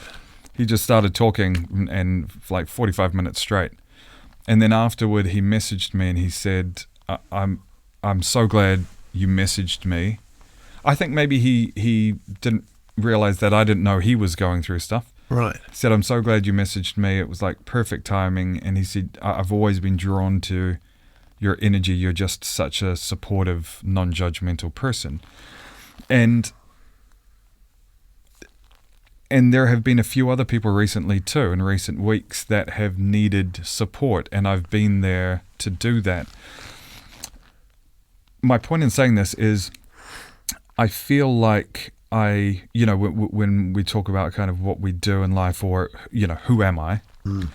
I feel like one of the things that I am is a person who can often be very good at being there for other people. And that's why I look at all the things that I've experienced as being positives, because the more mistakes I've made, the less judgmental I become. Because who am I to judge another when I walk in perfectly? I'm the most. Say that line again. Who am I to judge another when I walk in perfectly? Gosh, I swear I've heard that from. Yeah. But I look at that as a positive. I could never judge anyone because I've made a lot of mistakes. But as a result of that, I'm engaged in a conversation where there's no judgment. And I think I feel like that's a purpose that I serve. And another reason why I think I really naturally was drawn to the podcast, because I feel like I can just engage in a conversation, allow someone to talk openly and to genuinely find insights and exciting things in there. And share those with others. I feel like I am good at listening and good at being supportive, and it's genuine. You are exceptionally good at listening. And it's hard to, you shouldn't talk about yourself and I'm not saying this in a way that, like I probably almost do, like a bit of confidence in saying it, but I've done it enough that I think to myself, well, clearly this is something that I do, and I love it, and it always feels good. Being available and being kind of present in the moment and kind of going through the day allows, I feel, me to be available for moments. If someone's like, I'm actually not feeling the best, then all of a sudden I'm there in that moment, and that's my entire world. Right. And I'm there as long as they need me. That's kind of what I was trying to get to. So who am I? I don't necessarily think about that question every day. Who am I? Yeah. I just kind of am who I am every day. I honestly believe that the question, who am I, is actually a red herring. Okay. And I think those that understand their purposes, not purpose. I don't think there's a singularity in purpose. Be it the basic kind of father, mother, brother, sister kind of familial community member or anything else like that. Yeah. Be it the job you do or whatever. I just think life is too multifaceted to say this is my purpose. Yeah, sure. I'd agree with that. But I think also the question of who am I? That's actually a question that can possibly lead you nowhere. because it sounds to me like you've gone past who am I, and you are in the being. You've gone way past who am I. It's even in what you're saying just then. You've acknowledged now that you are a multiplicitous set of skills. You listen. You're present. Those two things on their own are very attractive. They're very attractive. And it opens up the world of not so much who am I, but what kind of cog I am. And I think you've got some great skills. Honestly. I think, but also, I just love the fact that you just said it just then, that doesn't occupy your mind. I'm very interested in that. I don't think it's a conscious thing. I think it's just the way I am. Yeah. Right. Yeah. But the way you are, you've admitted, is through choice. You're choosing to learn and you're choosing to let things go. You're being very implicit in your, read a book. Smell things. Smell things. Yeah, I'm just trying to go through a list. Yeah. Rediscovering music. And I wanted to talk a little bit more about that. What are you doing? I'm just writing music again, and maybe again with experiencing some sadness recently and being like, cool, okay, this is what's going on in my life now, so embrace it, learn from it. God, I've got a guitar next door. See ya. Yeah. But in those moments of sadness and angst, again, superbly creative moments crop up. So I was up till about 2 o'clock this morning writing music, because there was just that bout of inspiration, and I thought you just got to write it as long as you can. So I was but that's what I'm doing. It's one of those things. Don't hide your talents. And under your bush. Yeah. Sounds of the bush. And I think I love music, and I feel very lucky that I can play some instruments and sing. And, do you play? Like the guitar or the piano. Yeah. Yeah. And so I should just do it. I forgot you played the piano. Well, I tinkle. I tickle the eyebrows. Did you? And what did she think? Yeah. Yeah. God, but I love it. Yeah. When did you start with music? Since I was born. Yeah. Really? Yeah. Yeah. My mum taught me, I think, C, G, and E on the guitar, and I kind of taught myself the rest. Gee. Yeah. And I play by ear. Does it hurt? Sorry, mate. I just said that. It's such an oldie, but it's is that right? No, I've never heard that before. I like it. I like it. I never heard it. Yeah. Sorry, that must be the damage you received through play. Oh, I tell you what, I crank up the music super loud. I remember going to my I remember going to my grandmother's funeral on my dad's side, and in one of the eulogies, they the speeches, they talked about how when she was very independent, in the like 70s, 80s or early 80s. She'd just drive around the country on her own. And they said that when they'd get into the car, if she was picking them up, and then turn on the car, and the music would be screaming. And I immediately had this lump in my throat and started crying, because I realized then that the reason I listened to music so loud, it was from my grandma, and I had no idea. It was one of those things, like those instant connections. But for me, again, listening to music, I have to I really have to feel the music, so it needs to be loud enough that it's just surging through my body. So every now and then there is a little bit of ringing in my ear. Right. So that's a bit like that's partly nurture, but also it's a bit of the gene pool in there. Maybe, yeah. I find that fascinating. Yeah. 3 generations later, and you're knocking at you. I'll tell you a little story.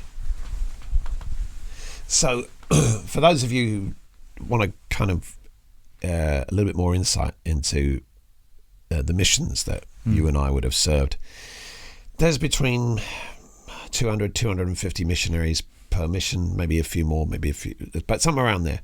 And we work in twos. And these missions are in zones and districts. And every now and again there is a zone conference. That's right. And years ago, well, this was back in 1990, I was serving in Quebec City.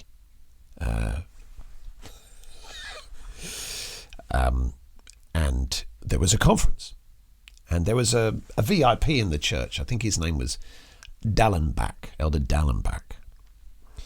And every year, by each mission president, there'll be somebody who would run the mission called the mission president. And he would give a theme.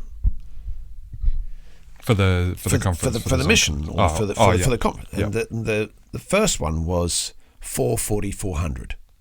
So you baptize 4 in your companionship, you do 40 for the zone, 400 people we baptized for the mission. Yeah. But the following year, it was turn it up a notch. That's what made me think of this. Right. I used to be in a band, and this. So anyway, hold on. In these zone conferences, you would get up and you would share your belief about Christ and your experiences. And me, being a good little Mormon missionary, got up and told everybody how excited I was about this theme. And the theme was turn it up a notch. Well, back in 1985, there was a bass player in my band called Panache, and his name was Mike. And he used to have this knob on the guitar, and he used to turn it up. And this is what I was saying. So Mike, the bass player, grabbed his knob and turned it up and said, "Turn it up." And that's what I feel like. I said, brothers and sisters, I feel like we've got to grab our knob and turn it up. But I didn't stop there. Now, on the back pew, I remember their names, Elder Lowry and Elder Johansson. They were sitting in the back pew, and I didn't know why they were going red. I just couldn't understand the connection that I was making. I said, sometimes Satan wants to grab our knob and turn us down. I still hadn't got it. These faces on the back pew were going like this. And then that was it. Finally I said, but you should never forget, brothers and sisters, we have the biggest knob. We have the biggest knob on our side. Wait, are you calling Jesus a knob? Are you God. Oh, no. And I said, our Father in heaven. And just as I went, is the biggest, these guys, they slipped beneath the pew. They disappeared. And I realised, just in a split moment, that I couldn't say, our Father in heaven is a knob. So I said, is the biggest and power. And at that point, I started to smile from the pulpit. I couldn't believe it. I couldn't believe it. All this time I've been talking about Satan grabbing our knobs. And there's Elder Dallenbach serenely sitting there on the left-hand side going, oh, God. I couldn't believe it. Anyway, so see, I'll tell you what, most people look at Mormon missionaries as these serene, innocent guys but the fact is that they're a bunch of knobs. they're a bunch of knots. We are 19-year-old to 20, 21, sometimes 27 year old men. We've got no fucking clue about life. Yeah. We are. Well, we're 19-year-old boys. Well, no, that's right. Yeah, that's right. Not allowed to masturbate. Do you know in the French mission? I knew this because I had a French companion. They had to keep the doors open of the toilets when the missionaries went to the toilet, so the other companion could check whether or not. That's ridiculous. I know. I know. But when you realise how fucked up our world was, and nobody knows this, right? Here's one. In the Californian mission, when I was on, I wasn't in California. In the California mission, I mean, California gets really hot. There was a mission president who asked that the missionaries keep their jackets on in the summer. Now, the missionaries were so bloody hot that what they ended up doing was cutting holes in the back of their shirts for ventilation. Wow. Yeah. So, I know, there's a lot of fucked up stuff that we, a lot of people who haven't served missions, people who have just come into the church or anything else like that, and they've got their sons and daughters and they send them on missions. They don't realise what goes on. Yeah, it's a unique experience. It's a unique experience. I mean, I had a couple of companions that fell in love with women, and they weren't supposed to, but you could tell that they really were in love, but they weren't, pardon the pun, all hell breaks loose. Yeah. Anyway, I mean, really, it was a little bit of comedy about Turn It Up. And I am interested in the gene pool, and I'm interested in the fact that, you're doing music now. What other discoveries are you making about yourself at, not just, I'm not talking about the age 40, but around this age now? What have you discovered? Actually, no, let me change that question. What have you gone back to? You've gone back to music. What else? You've discovered rugby. What have I gone back to? Smoking? Right. Not really. It was a bit of a phase. Vaping? No, smoking. Yeah, I mean, I bought this vape recently because, again, I was like, don't knock it till you try it. And I don't enjoy it. Right. You don't get a delicious hit like you do with a cigarette. Is that right? And as my mate Doug said, the problem, or a problem he sees with vaping, is that the cartridge, it just never runs out. Like, it runs out, but you can be you can be puffing away on that for days and days before it runs out. Whereas with a cigarette, it has a beginning and an end. Right. And it's a lot of the reason why people like it. You step out for a quick cigarette, you finish it, put the butt out, it's done.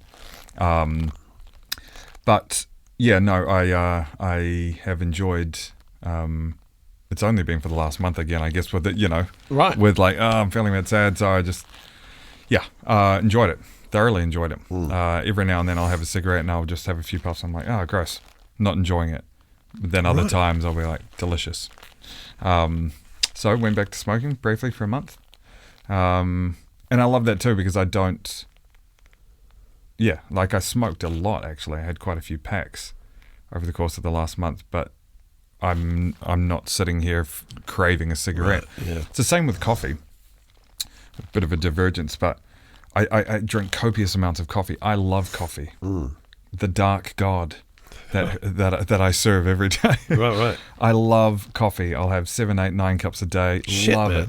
I pretty much live off coffee. Don't you find No, don't no. you? Fuck, I have a cup of coffee and it sets me off like a fucking Parkinson's disease. Like that. No. Sorry, I'm so sorry. It's not supposed to be offensive, but I feel like I shake like Yeah. somebody with Well, Parkinson's. that's the way people describe it. Yeah. And I've never experienced that. And so sometimes what I do deliberately too over the weekend is I just won't have any coffee. Specifically to kind of make sure I'm not addicted to it. Now you could say, well, if you're living off 9 cups a day, then, coffee's running through your veins. So you could stop for a couple of days and it's still in your system. Who knows? Right. But Sounds like cannabis. I'll go for a couple of days and yeah, I don't feel any difference. Don't feel like I get those headaches that people talk about or anything like that. Love coffee. Coffee to me is one of, and that's the the conundrum with not being able to drink coffee as a Mormon.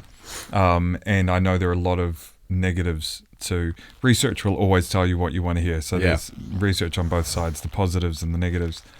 But I fucking love coffee. It is so delicious. It's tasty. I don't know what it is. It's amazing. And I associate it with conversations. Right, yeah. You sit down, you grab a coffee with someone, you have a conversation, you connect, and it's that beautiful thing there. Anyway, love coffee. But coffee's a very interesting thing because I guess if you were British and you had, yeah. it would be, you know, would you like a tea and a biscuit? Would you like one? Oh, yeah, be nice. Sit down. I'll tell you all my problems, darling. Do you know what? Yeah, that's that's true. quite funny. That's my sister Janet. I'd come back. I went back to England to see my mum, who was been hospitalised, and I picked up some food from a court somewhere, you know, like a food court. Oh yeah.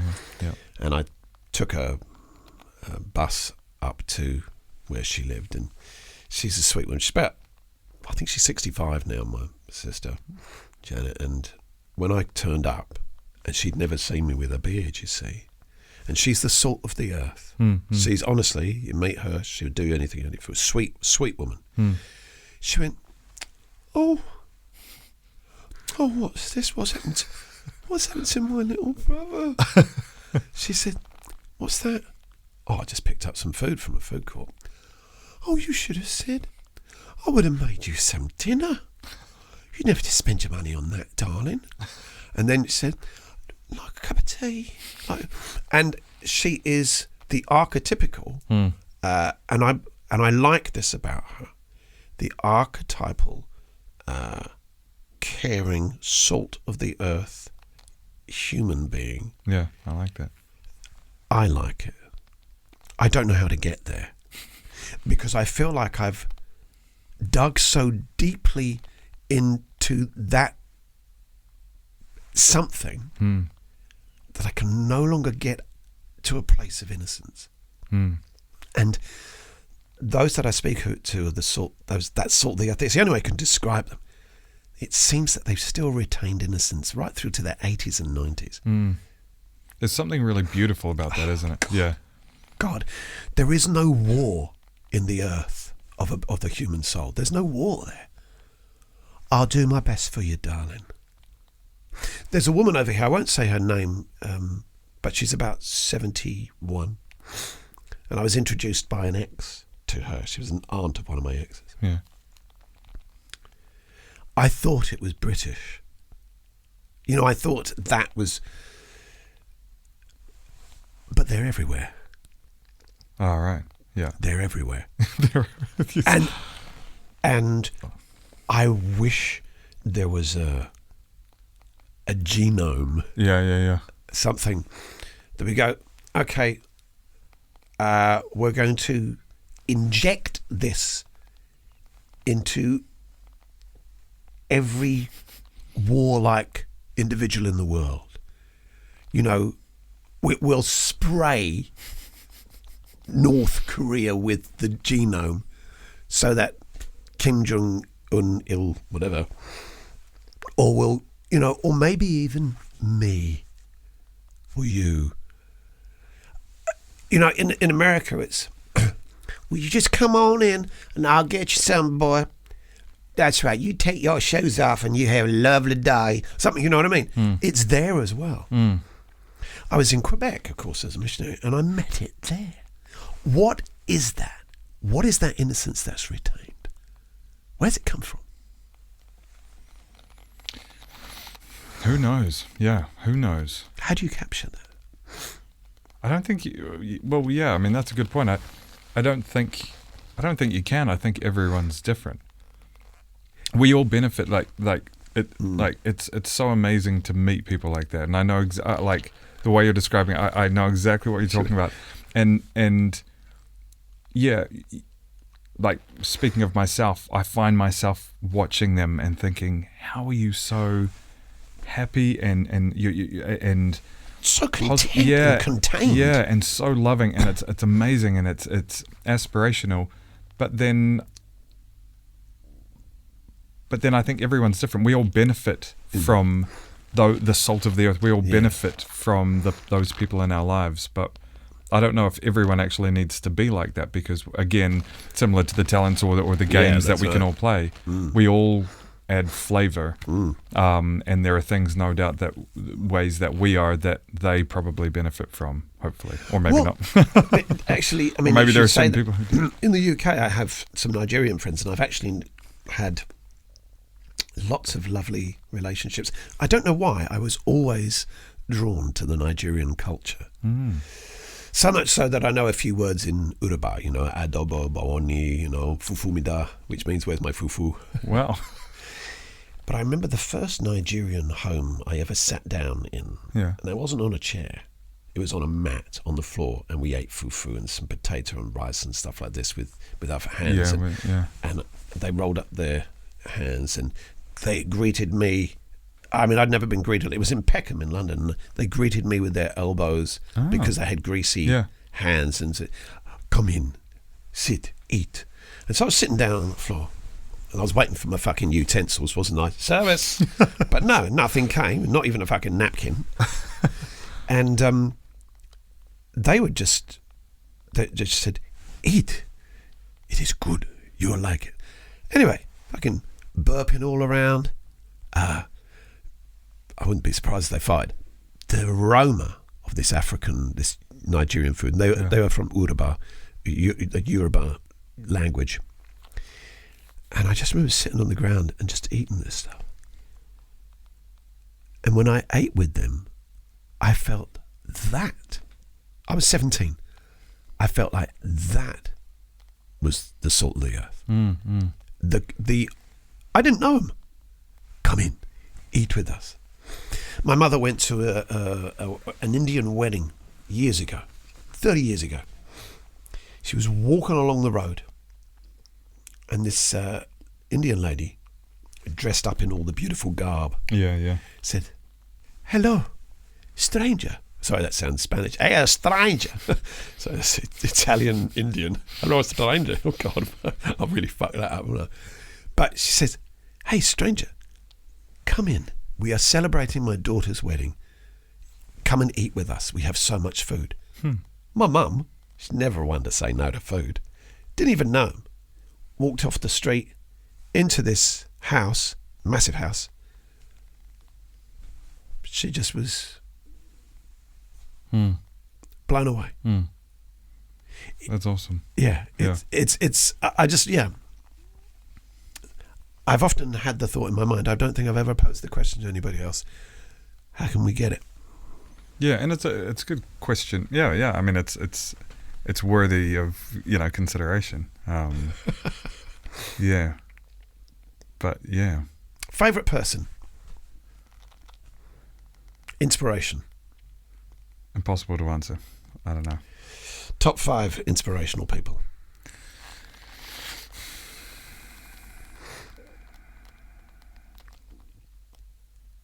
Impossible to answer, I think. I would.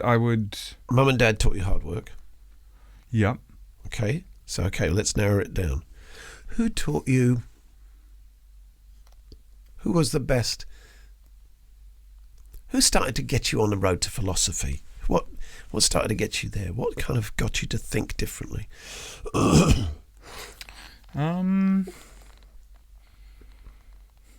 I feel like that was born out of university studies, right. Critical thinking outside the box. What did you study? Communications. Oh yes, of course you did. Yeah. What was the name of your teacher? Well, I had different lecturers, Did you? and I don't remember them, but it was the process Right. of looking at things differently and saying, "Oh wow, okay, yeah." Did you not have a teacher hero at any point in your education? No, Wow. I don't know. Well, no one that jumps to mind. I wasn't. I went to church college. Right. Didn't like it, so don't really remember it or have any fond memories of it. Really, I was just different. No, nothing to do with church college. I just was disengaged. Moved back to. Couldn't wait to leave Hamilton. No offense to Hamilton and my family up No, there. it's a shit. Love my family. Love my whānau, of course. But For those living around the world, listen to this. Whānau means family, just to let everybody know. moved to Wellington, and I don't know. It was such a contrast to from going from church college to Wellington High School. Right. And so I wagged a lot, and I bunked class a lot. I wasn't really engaged. There were some teachers who I think didn't really give me the time of day, so I remember them more than any potential inspirational. I won't say my math teacher's name, but he just. You can. I think he just needed to get through the lesson and maybe lacked a bit of skill in being able to engage with people in his class who were maybe needed a different approach to engaging them with math. And I think I was one of those. I know I had the ability because he kicked me out of class. And then so I sat outside and I managed to convince a couple of other people, or I think they came and sat down next to me and we ended up playing cards, and he was furious when he came out because I wasn't supposed to be out there enjoying myself. So then I got sent to calculus, sixth form calculus. So I was in fifth form. I got sent to sixth form calculus for a week because he just didn't want to. And so when I got sent there, I was like, all right, the ultimate thing I could do, the ultimate revenge will be to work my ass off in sixth form calculus and actually try and learn everything and do everything. As a kind of a stick it to the man type thing. Anyway, I got eventually taken back into the class, but I think I just for some reason wasn't engaging at school. And then the principal called my parents and she's like, look, either he's all in or he's out. And they asked me and I said, I just want to get a job or do something different. I got into hospitality. I went to coffee school, even though I couldn't drink coffee back then. Went to coffee school, worked in cafes, and I loved it. The social interactions and everything. But I think, going back to the critical thinking, I think it was in university, so I don't think it was any particular person or no one that comes to mind. If I talk about people that inspire me, I would genuinely not be able to have one or five, and I would probably end up talking about the people I've been talking to recently on the podcast, because every single conversation to me is really insightful. Yep. I will say one person that does kind of come to mind now is Joe Rogan, who again we've talked about him before. People love to hate him, people love him, people hate him. But I think he's really good at also being objective in the way he talks about things, and I like that. I think that's important. It was really funny because it's quite funny on a political basis. He's not a supporter of Trump, but he's not a supporter of Biden, and yet he's on the left and he's Democrat. But he said, I just didn't feel like, and he didn't vote for either of them. He voted. He did a protest vote and voted for another guy who I can't remember. And he knew he knew that person wouldn't get in, but he just couldn't lay his head. But what I love about Joe Rogan is that he isn't afraid to ask the questions. He's also not afraid to say where he is at any one point. Yep. And I think that's a really refreshing thing. Because I have been afraid to say some things. And I've had to go through a process of, what do I fear? Really? And I've also, I have a whiteboard up in my bedroom. And within the past couple of years, some individuals who meant well shared information about me that was true, but not contextually correct. Right. And that's all right. And it made me feel uncomfortable. I was embarrassed by my own life. Right. But I have this thing written up on my board. And it's, forgive others for only knowing your past. And once I wrote that, it had gone. Yeah. That's a great mantra. Yeah, it's a great... Because when we know somebody's past, we don't know their change. And if we hold somebody accountable for only knowing our past, so in other words, we blame them for our own faults, then we've just delved back into another negative aspect of our past indirectly. Right. So we've felt an indirect negative effect of our own faults. Right, sure. Good point. Purely on the basis that we weren't able to forgive somebody. So when I wrote that, forgive others for only knowing your past, I could do it all the time. I could do it all the time. You know, somebody only has a memory of me to go on from yesterday. They don't know that I feel bad for saying something, doing something, that I've fucked up somewhere. And that right now I'm thinking of them and thinking, I've got to reach out. So once I started to apply that across various levels of time, peace. Incredible peace. And I think that's what Joe Rogan is able to do, actually. He says it in a far more kind of robust way than I do, you know. Fuck him, he doesn't know.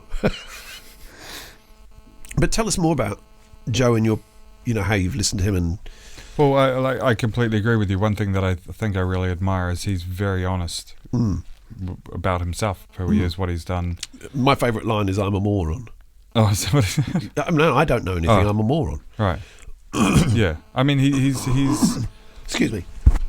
The ginger beer's still getting tears. I don't know what happens sometimes.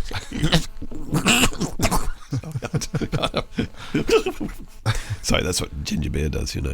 Oh, right. That's bullshit. Of course I'm normal. Yeah. So tell me.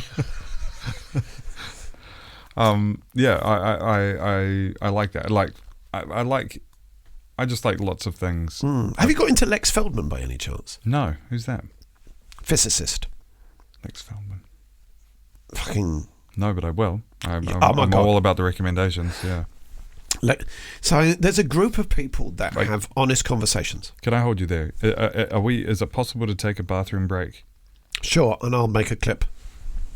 Or no, or you can just... No, just let it roll. Yeah. I'm just making sure. Yeah, go and have a bathroom break. Yes. One of the things that Joe Rogan does is he says, man, go, have a bathroom break. Yeah. Your bathroom is Upstairs, go around to the right, and you'll see it. Okay. The light comes on automatically. Okay. So hello, ladies and gentlemen. We're just waiting for this man to take a piss.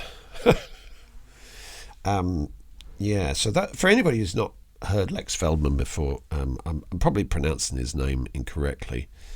But also, I think that's the way we have to... That was me. Hold on, Lex... Friedman, Lex Friedman, I think it is. Yes, I say Feldman, but it's Lex Friedman. Lexfridman. He has conversations with scientists and leaders in Bitcoin, justice, right the way through. Lex Friedman. So he's very good. Joe Rogan's very, very popular, of course, and I'm very much in favour of. But Lex has these wonderful, interesting conversations that I really enjoy, and I love the education behind them. So I hope you're enjoying this with James. And James actually has. So this is my bottle of water. I needed to drink it. James has some real fascinating abilities to listen, and one of the reasons why I'm here is because he's so easy to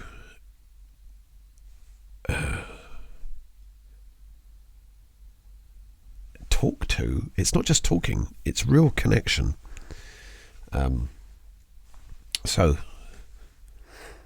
We've spoken for quite some time.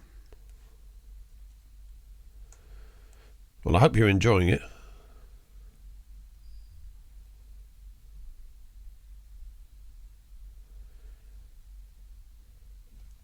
Right, here he comes. I'll do a little joke. Let's see where he is.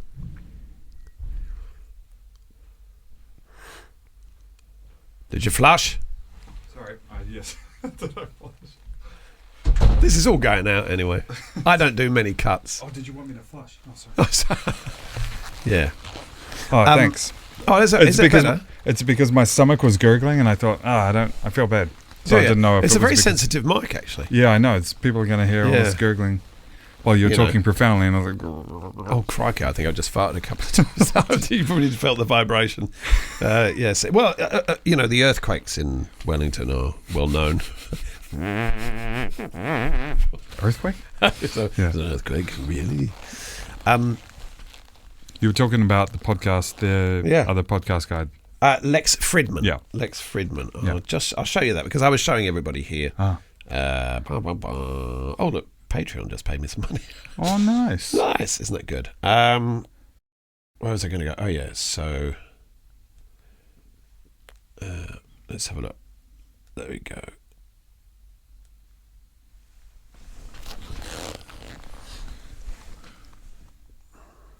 Oh, Lex. Bitcoin, justice, political, physics. Yeah. He's a physicist and he has the most amazing brain. nice. Amazing brain. Yeah. And he asks questions that I don't even think are questions because they could never possibly be formulated in my pea-sized brain. Right. Honestly, it's very good. I am. What do you? I know this is a bit of an airy-fairy question, but God, years ago, my teacher was Austrian, Mark Hayden, and I hope this doesn't offend anybody. He was a kind of a Christian man, and it was about 1991, 92. And actually, what I'll do, I'll leave out the part that might have been offensive. But he asked me. I mean, I was 23 years old. He said, Charlie, he was, like I say, he was Austrian. He said, Charlie, what do you think is happening in the world? I mean, where are we going to? And I just said, he said, but Charlie, no, before you answer, look at all the murders and the morality. What is happening to us? I said, Mark, and at the time, obviously, I was a Mormon, and I said, well, I have a great faith in God, and I actually have a great faith in the spirit of man. I believe that we'll be okay. He said, do you really think so, Charlie? Really? I don't know. Because I believe we're going to fucking hell. Just out of nowhere. But I wanted to ask you, right? I mean, it's in some ways, it's a silly throwaway question, but in many ways, it touches the very depth of how we act in the world by what we believe the answer to this question is. What's happening to us, humans? Where are we going? Although it's very broad, we have things like AI, we have things like all the political turmoil. Every fucker's got a nuclear weapon. We've got a pandemic. Where would you think we're going? Where would you like to see us go? As humans, as beings on this planet, how would you like to see us exist? Well, to be honest, I feel like we're existing the way we always have. I think we can look at our time now and say this is uniquely dire, and yet I don't think it is. In all the ages of the world, from what I know, I don't think we're unique in any way. Right. And also, I think if people have the freedom to choose, you're always going to have murders, and you're going to have thieves. Thieves. You're going to have murderers. You're going to have thieves. You're going to have amazingly inspirational people. You're going to have, bad politicians. You're going to have wars and all of that kind of stuff. I think that's always existed. So, I think I feel like we're just living the way it's supposed to be, the way it's happening. I don't think you can, communism, as the example, or socialism, as a way of kind of forcing people to be the same, is seen to be a really bad experiment. And yet democracy, I was actually reading it in the A Promised Land, Barack Obama's book. And I forget exactly what he said, but he describes democracy as an experiment. Yeah, he's talking about something, and he's like, our American experiment on democracy. Democracy, if true democracy was experienced, it supposedly would be amazing, but the democracy that we know right now is flawed in so many ways. But every mistake made, there's a lesson learned, and it becomes that much stronger. It's an experiment where America, as in the book, is an experiment in democracy, and it's getting slowly better and better. But all of the negative stuff that happens contributes to the improvement of democracy overall. That's my understanding. In which case, it's all necessary. And That's interesting. Yeah, that's a very interesting statement. Yeah, that the negative is necessary. Yeah, for sure. Right. Yeah. Again, the yin and the yang, the chaos and the order. Yeah. So, how about how we are fed in terms of the information we receive that then can and does nullify maybe original intentions to do something different, So, for instance, if I say that, the wind's blowing one way and I can feel it, and then the newspaper reports, well, actually, you're fooled. The wind is blowing the other way, so I'm going to change my direction on my boat or whatever it is. What I'm trying to get at is what can we do to guard against those? There's going to be a point, or there is a point, where America's experiment, for instance,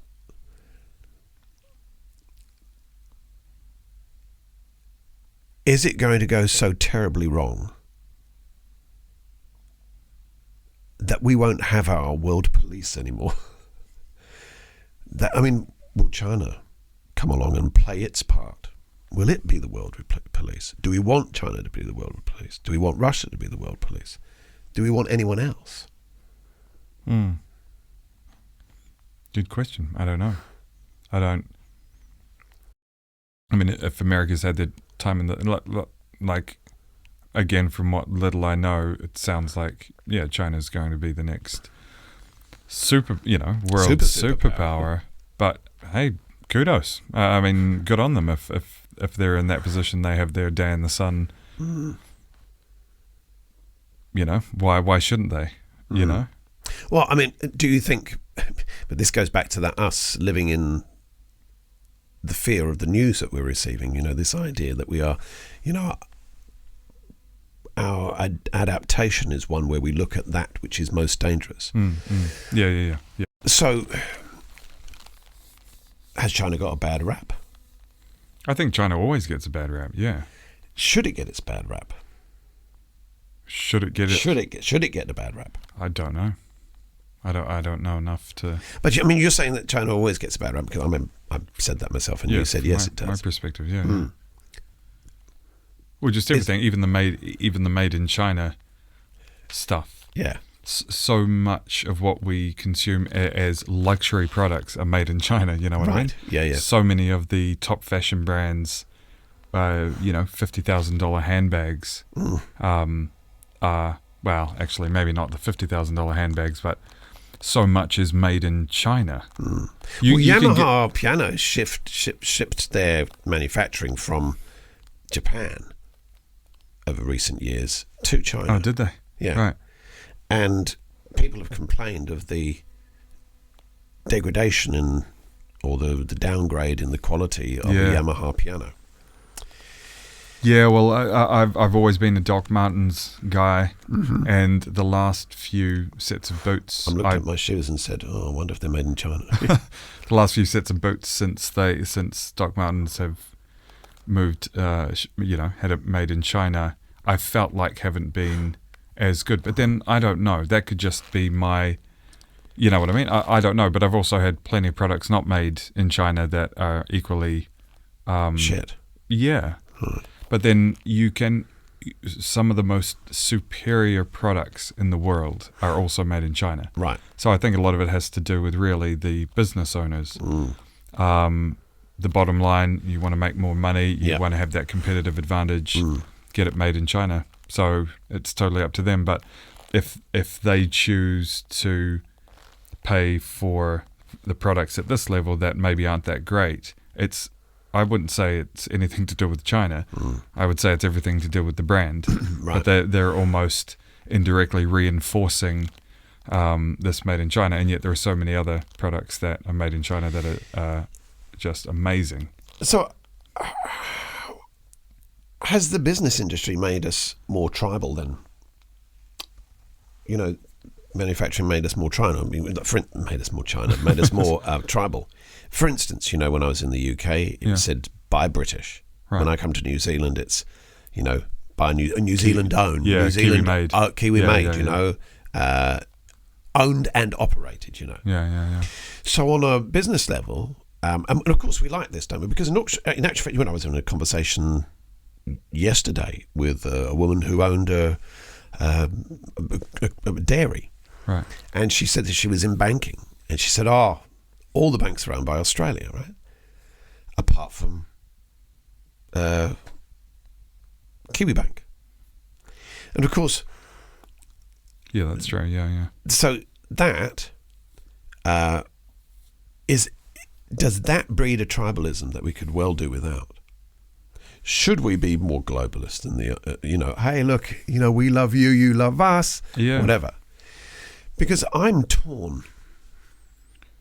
Because I think the chap who owns the shoe shop, and he's a cobbler, and he makes those shoes, like Church's shoes I was on Dixon Street. He does repairs and everything else like that. Not only that, but he sells these, Italian whatever shoes. But you can get to the number one shoe warehouse and get something that's $75 less. Yeah. Where I don't know if there's a happy medium. Yeah.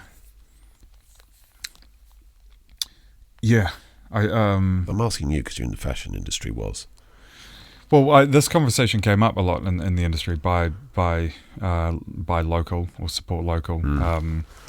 Buy New Zealand made. Right. But I like the way my brain thinks through it is, if we only lived in New Zealand, well, again, we wouldn't have this room wouldn't be here with the computers and everything if we only bought New Zealand made.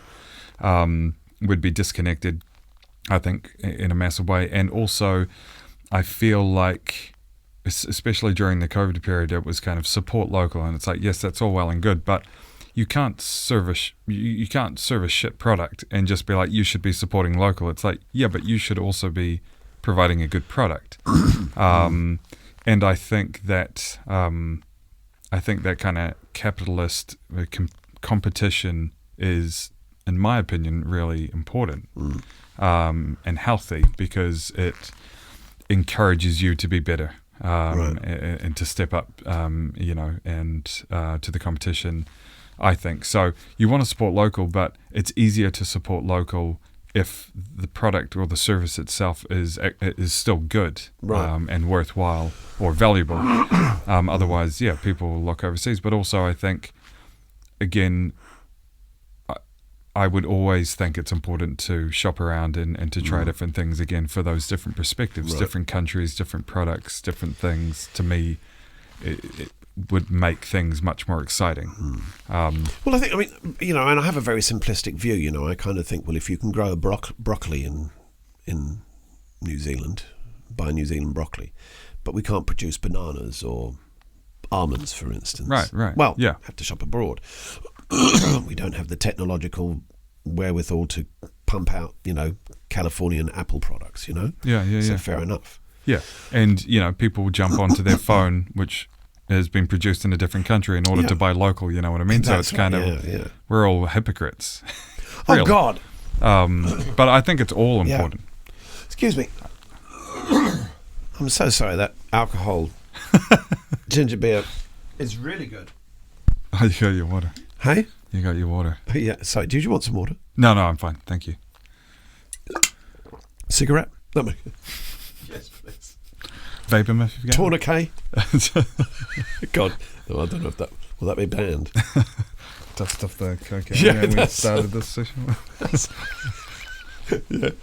Oh God. I'd like to keep speaking to you, but I know it's getting on. Oh, sorry. That's all right. You know. 10:15. Wow, time flies. Yeah, I know. I love these conversations with you, just like with our podcast. Just time that's- flew like so that. it's- Yeah, I know, right? What do you say? 10:15. 10:50. 10:50. Yeah.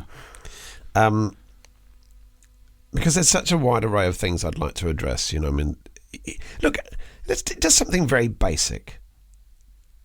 Just, I remember listening to Tom Hanks, and he was talking to, I don't know if it was Michael Parkinson or if it was completely different, Graham Norton.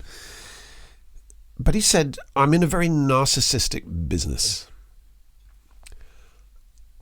There's a red carpet, and on that red carpet, I will walk down for the premiere of whatever it is. So I look in my wardrobe and I decide, what shoes am I going to wear? And it's a big fucking deal." Right? He says, you know, am I going to look good? And so it's a lot of self-interest. Yeah. Now, you were a model. How much of that did you do in terms of modelling? But also, what does that do to your mind to be called? Look, I think you're a very attractive man. And you always have been Very kind. No, it's not kind. It's just truthful. I mean, if you were an ugly bastard, I'd tell you. Okay, that's good. That's kind of, you know, your brothers. You got lovely sisters. You're lovely sisters. Very attractive sisters. Shut up, Charles. No. So you're very lovely sisters. So the whole Butters family has a whole array of looks. It's funny enough, though, your mum and dad, I just don't know how they produced you guys, because they don't look anything like you guys. They don't. Honestly, I swear you're all fucking test tubes. Yeah, we're all very different looking. Well, Yeah. in many ways, yeah. Yeah, your mum and dad don't look anything like you. And I think that's a good thing. So that's Good for them. Yes, that we, good. No. yeah. But what did the modelling industry do for you in terms of psychological aspects? You know, how you thought about yourself, how you looked at yourself. I think it made me more comfortable with myself. Right. Yeah. It's a very different. There are some. I would chat with some of the female models who had gone overseas, and they would describe how it was like over there, and they said it was very much like how it's portrayed. You know, drugs backstage or or at the after party. Women being told to lose weight just straight up, you know, lose 12 pounds or what have you. The models losing weight deliberately so that they would get cast, not even wanting to be told to lose weight. So, you know, dropping a lot of weight. And one of the girls came back after a year, and she did all the shows, Milan, New York, Paris, all the fashion weeks, and a bunch of shoots. She came back, and I said, "Oh, you're back. Why are you back? We were doing just a little show together at David Jones." And she said, "Because my body needed to recover." Now, she didn't go to the extreme that most others do. I think she's naturally beautiful and naturally gifted with the body shape where she wouldn't need. She's a clothes peg. Yeah. She wasn't the voluptuous. Yeah. But in saying that, she still had to lose a little bit of weight. Right. And it's a very intense thing. So even for her to come back, the fact that she came back as opposed to she's driven by it and she'll do it until she drops dead, you know, until she's lost so much weight that she has no energy. She was very grounded, and I feel like all of the models like Wellington is nothing on the world stage, and yet we have produced several international models, which is amazing. But no one really cares about Wellington. And there's even a big difference between the quality of models in Wellington and Auckland, and then between Auckland and Australia, you know what I mean? So we're kind of small fry. So it wasn't, and being a male model as well, you don't have the same kind of promise as you do or options as a female model. We have had a few international models though who have gone over, which is awesome. Were you quite slender as a model? When I started, yeah.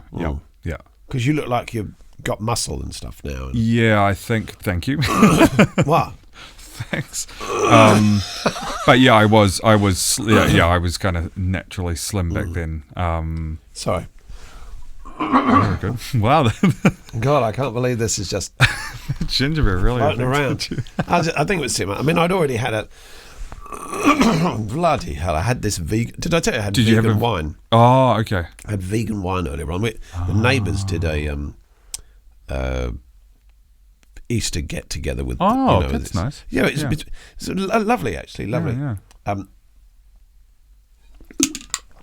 But I ate everything I shouldn't have eaten. Gluten, dairy, and sugar was. Oh yeah, not good for the voice when you're singing and talking. Oh fuck! I don't care about that. Oh okay. It was just that the phlegm just came to the fore. Yeah. But I wanted to ask you actually. We're just talking about that weight loss and the perfect female male body. Yeah. And I heard a story. I'm not going to say this just yet. Where did that fashion industry? Where was it born from? Why did that occur? Why did the form of the body occur? I heard something a while ago, and I want to see if you know it. You mean why is the fashion industry kind of promoted? Yeah. Why? What was the birth of the almost flat-chested woman clothes peg? No idea. I think if you're selling a garment, you want it to look the very best it can. So if you think about a mannequin in a shop window, the mannequin in a shop window has far bigger breasts than a female model. Yeah, well, so it depends what you're selling. If you're selling lingerie, you're probably going to have a more natural body. I don't know. Yeah. But if the way it was explained to us when we were doing runway coaching is that it's almost kind of like it's almost like you're a walking mannequin. You're presenting the garment in the best possible light because at the end of the day, the fashion shows are there to showcase the garments to be sold. But what's the difference between, say, 1850, 1890, where these Parisian fashions were big, buxom, voluptuous woman, the bustle, the wide dresses. What happened between then and then the 1920s comes along, and then suddenly, it's quite an extreme change. I don't think it's just fashion industry though. I think it's lots of things. I think it's the idea of health. Right. With Coco Chanel coming back. Right. Yeah. Being tanned, and then all of a sudden everyone wants to be tanned. It's no longer about the white, pale, beautiful skin. Right. Health and sexiness was Coco Chanel. It was the tanned look, and so then that kind of became the thing. But I don't think it's It can never just be one industry. No, it's always going to be lots and lots of things that indirectly influence. Wasn't it Freud's cousin? I can't remember his name. Who, when the women were on, marching in I don't know when it was, 1919 or something like this. This is in America. Well, he wanted to use. So women didn't smoke, but men smoked, right, as much, right, and so he told the women to hide a packet of cigarettes and a lighter in their garters, and then as they were walking down the road, he'd instructed the cameramen, with their flashes, he would give them a signal, and so he told the women to lift up their petticoats, I can't remember Sigmund Freud's nephew or cousin, I can't remember, but he was something like that. They lifted that, and all these women started to smoke, right? And lit these cigarettes, and the cameras flashed. This went all over the paper. Okay, so it was the women now smoking. It was a show of power, empowerment, everything else like that. But then it started the fashion of women, a sign of the first signs of freedom, the first sign of, I'm a woman of stature. I can smoke as much or because I want to, just like a man can. Well, that one event created the downfall of women's health in terms of lung cancer. Right. Oh, right. So I'm really just telling you that story because it goes hand in hand with it. No, it's not just one thing. Yeah. And I'm sure there are other elements. I'll tell you why. I think it was Camille Piaga, but please forgive me. She's a art historian and stuff like that. But the fashion industry changed, she says, because what there was a lot of gay men who weren't allowed to be gay publicly. Right. But they were designers, and they wanted to put their designs on men, but it wasn't appropriate to do so.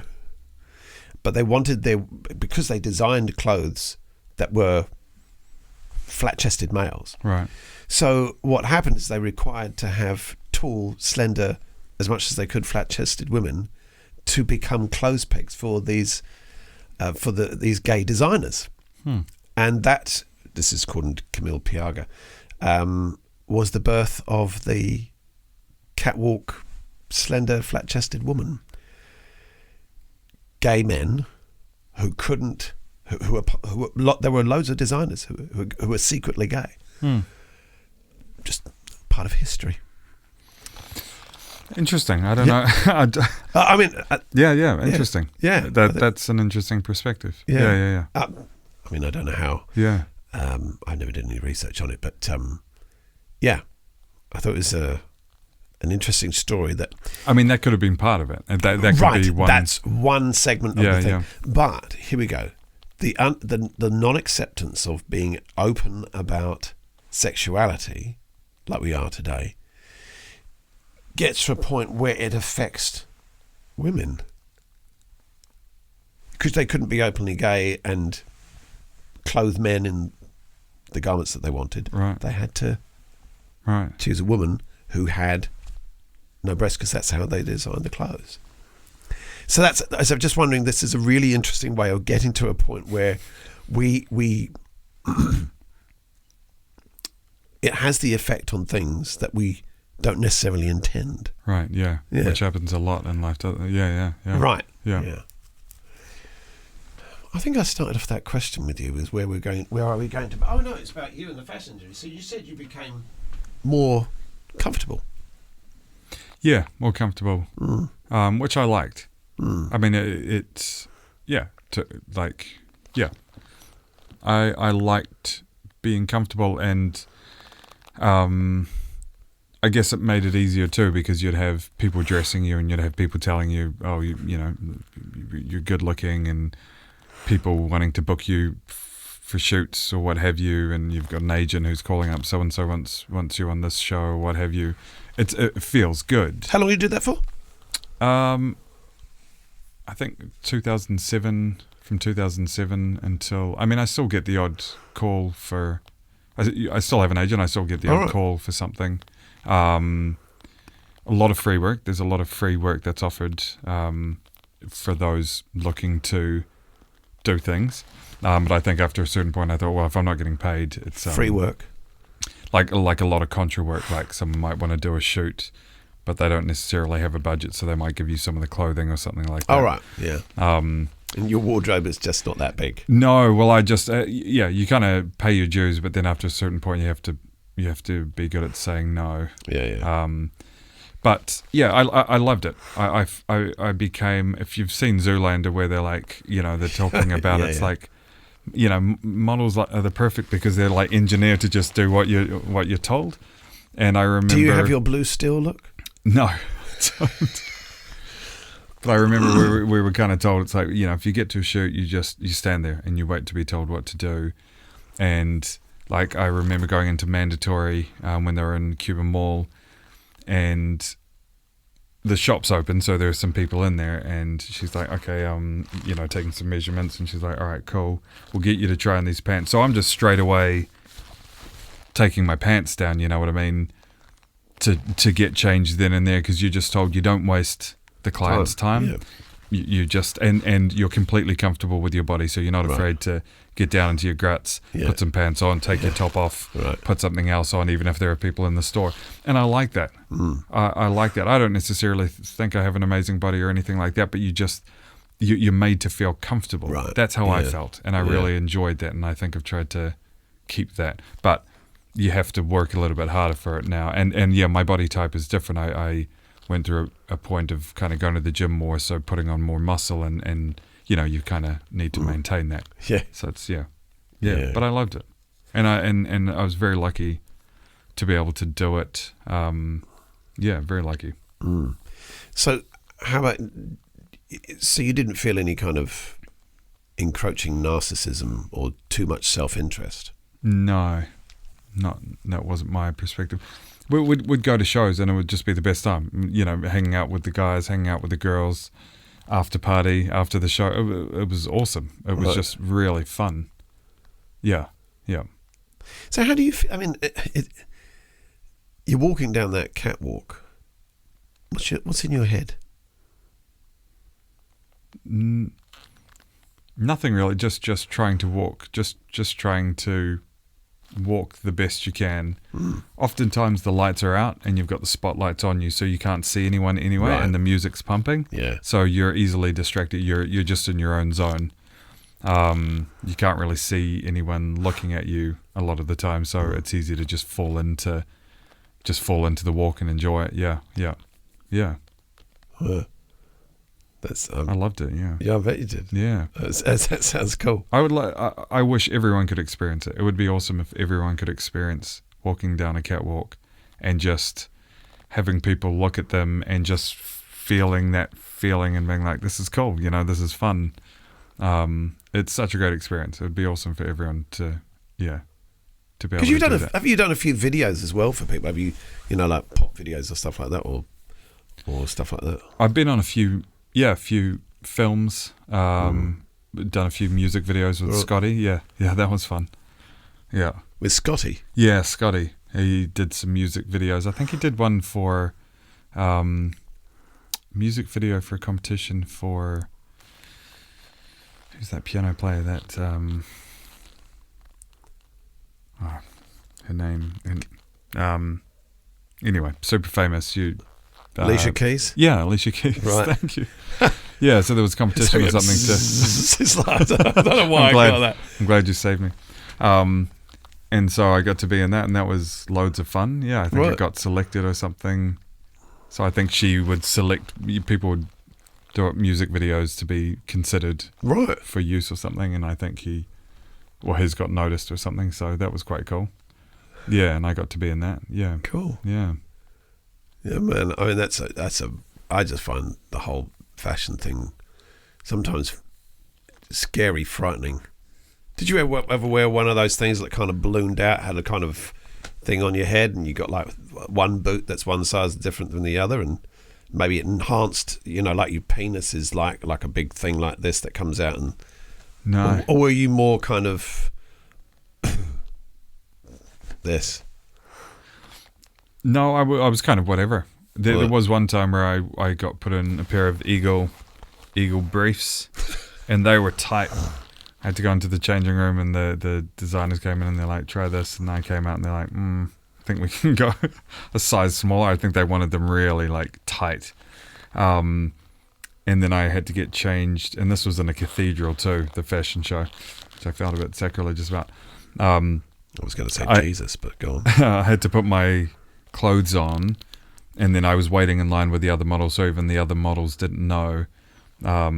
And then they're going, and then they're queued, all right, next one, and then right at the point they're like, okay, now. And so then I just had to strip down into these briefs, and then they gave me this leather handbag, and I think I had a scarf, And So we're talking about that was you're fun. wearing a pair of knickers yeah, and a handbag. and a scarf, With a and scarf. then I'm holding a leather handbag and walk down.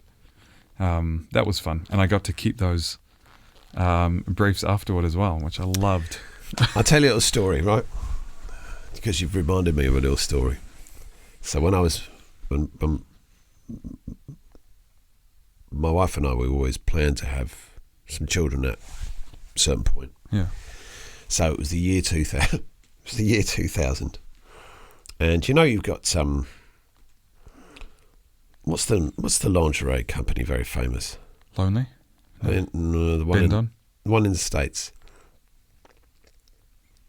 I don't know. There's heaps. There's a ton. Oh, but then it's like Victoria's Secret. it's Victoria's Secrets, right? That's the big famous one, right? So in the UK, the one that's there is called Anne Summers. Oh yeah, That's the big one in the UK. yeah. And I thought, well, okay, we're going to make some babies. So I'm going to make the beginning of this year go with a bit of a bang.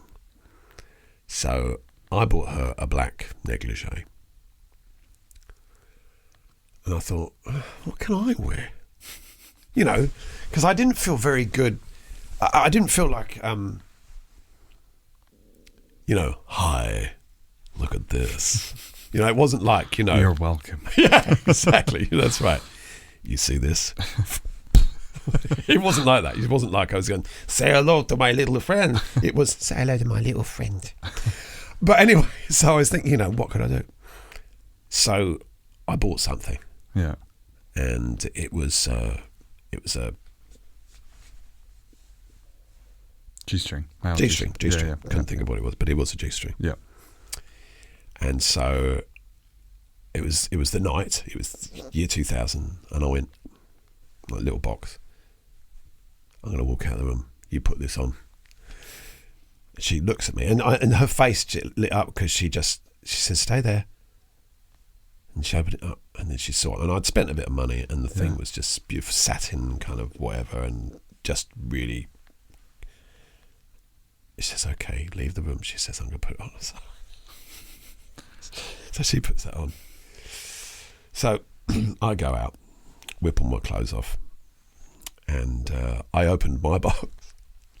And of course, I tell you the thing is, I just don't take myself very seriously. So I walked in wearing these, back into the bedroom wearing this G-string. And what it was a long neck with a parrot's head on the end. Oh dear.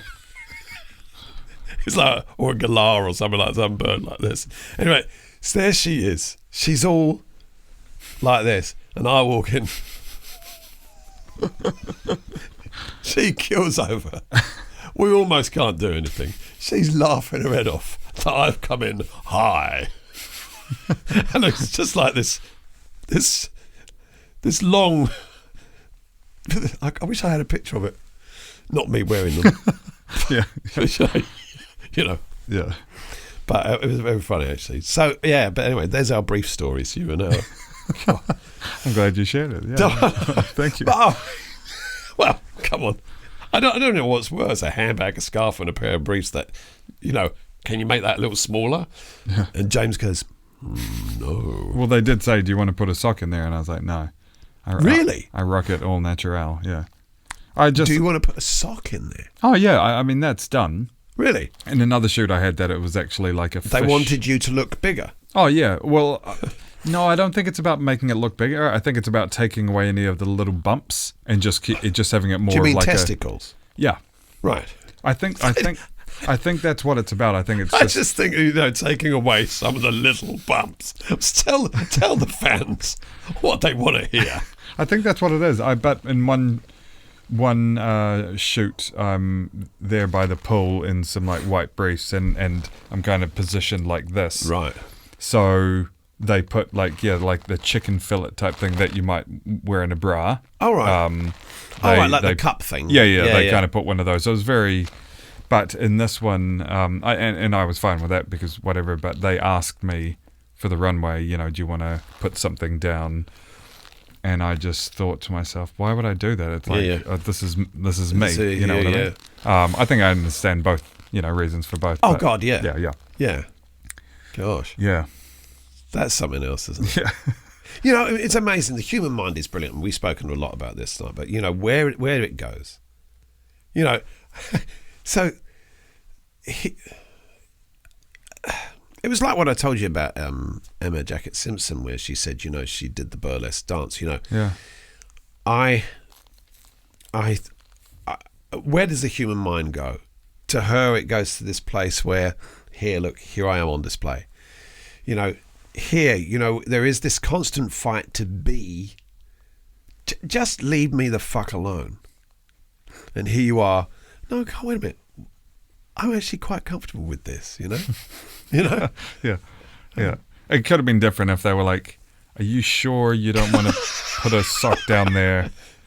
Then I might have been like, well, fuck yeah, if that's the way you're saying it. But I think they were like, do you want anything? Do you want to put a sock? And I was like, no. Wow. So I was just like, Gosh, I don't even think about it. and maybe that's why I got to keep the underwear afterward. Cause Yeah, no, that's right, yeah. yeah. Yeah, I always remember Hugh Grant describing his scene in Notting Hill with Julia Roberts. And what happens is that you're given a modesty pouch. You probably know this, do you? And it's flesh-coloured. Yeah. And so he said that what he did is he put on multiple modesty pouches.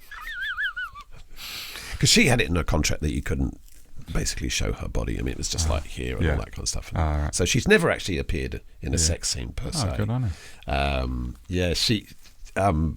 There's a scene where you see in Pretty Woman where she's putting on the tights right up and like this. It's not her legs. Oh, right. Yeah. So it's contractual that she didn't show anything of her body other than I think you could see her waist and you're allowed to see her shoulders and stuff. But if you can examine any of her films, even in Sleeping with the Enemy, where she's in the sex scene, you see her head like this and she's effectively being raped. Oh, right. Okay. That was in her contract. Right. Which, is an interesting thing because it shows you that some people are able to speak quite clearly about what they want and that they don't have to be railroaded into doing something that they don't wish to do, Yeah, that's good. That's good. I think some people feel the need. I think people need to hear that story. Yeah, totally. Otherwise, you feel like you have to compromise and say, because otherwise they won't cast you. Yeah. Yeah. And that brings on another thing. I always thought that age was a problem at one point. I'll never make it to this, I'll never make that.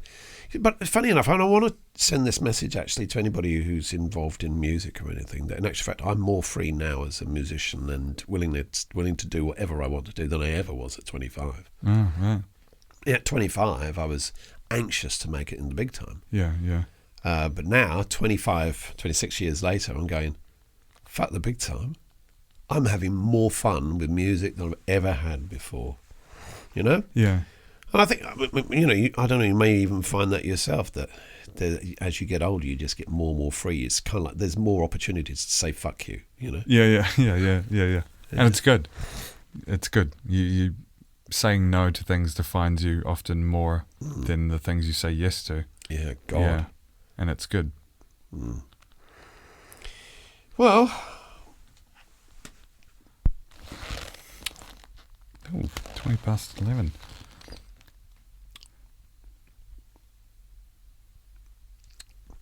I link this podcast. Yeah. Dr. Mix, just talking about music. Snare drum issues explained. Snare drum phase issues explained. And so I read up this stuff. Yeah. Snare drum isn't really what I need in here. But James, Butters. I feel like we've got another 4 or 5 hours really, because I want to do more stuff, and I'm going to ask you back on in about 6 months or so. Oh, cool. I want to see how the music is. I want to see how your podcasts are. Well, because you and I still need to do our next conversation for the podcast as well. So Well, how long has it been? I think it's been a little while now. Yeah. 4 months? I don't know. I'm bad at keeping track of time. You know me now. I'm too present. Yeah. I'm very present. So actually, Charles, wait a minute. Hold on. It's 11:19. Charles, I'm still on 11:18. I'm just slightly behind in my presentism. Yeah. Yeah. I think one of the things about you and I that I'm very keen to look into is keep on going down that line of the brain function and how our brains are developing and moving forward and how we transcend the older self. Right. It's a big deal. I think it's a big deal, and I think the more we talk about it, the more we facilitate others who wish to. It's okay to leave whatever it is you have to leave behind.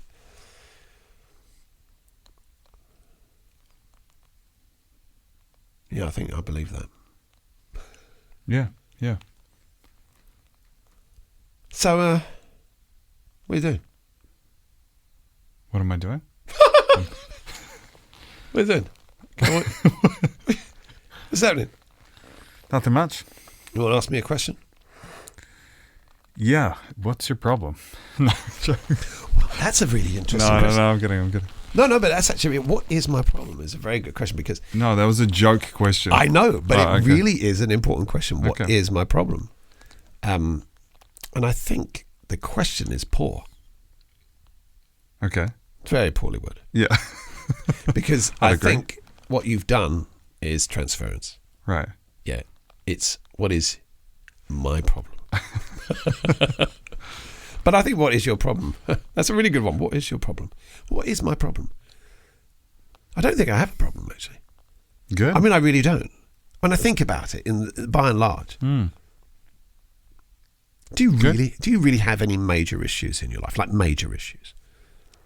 Is that a question you're asking me? Yeah. No. No. I have some conundrums. Yes. Yeah. I have some conundrums. It's like value in one hand and there's another value in another. You could go either way. No. Okay. Maybe that's not the right word then. The conundrum. Well, conundrum is maybe the discombobulating effect of decision making. Yeah, I have a few. I don't have any major issues, but I think I have some.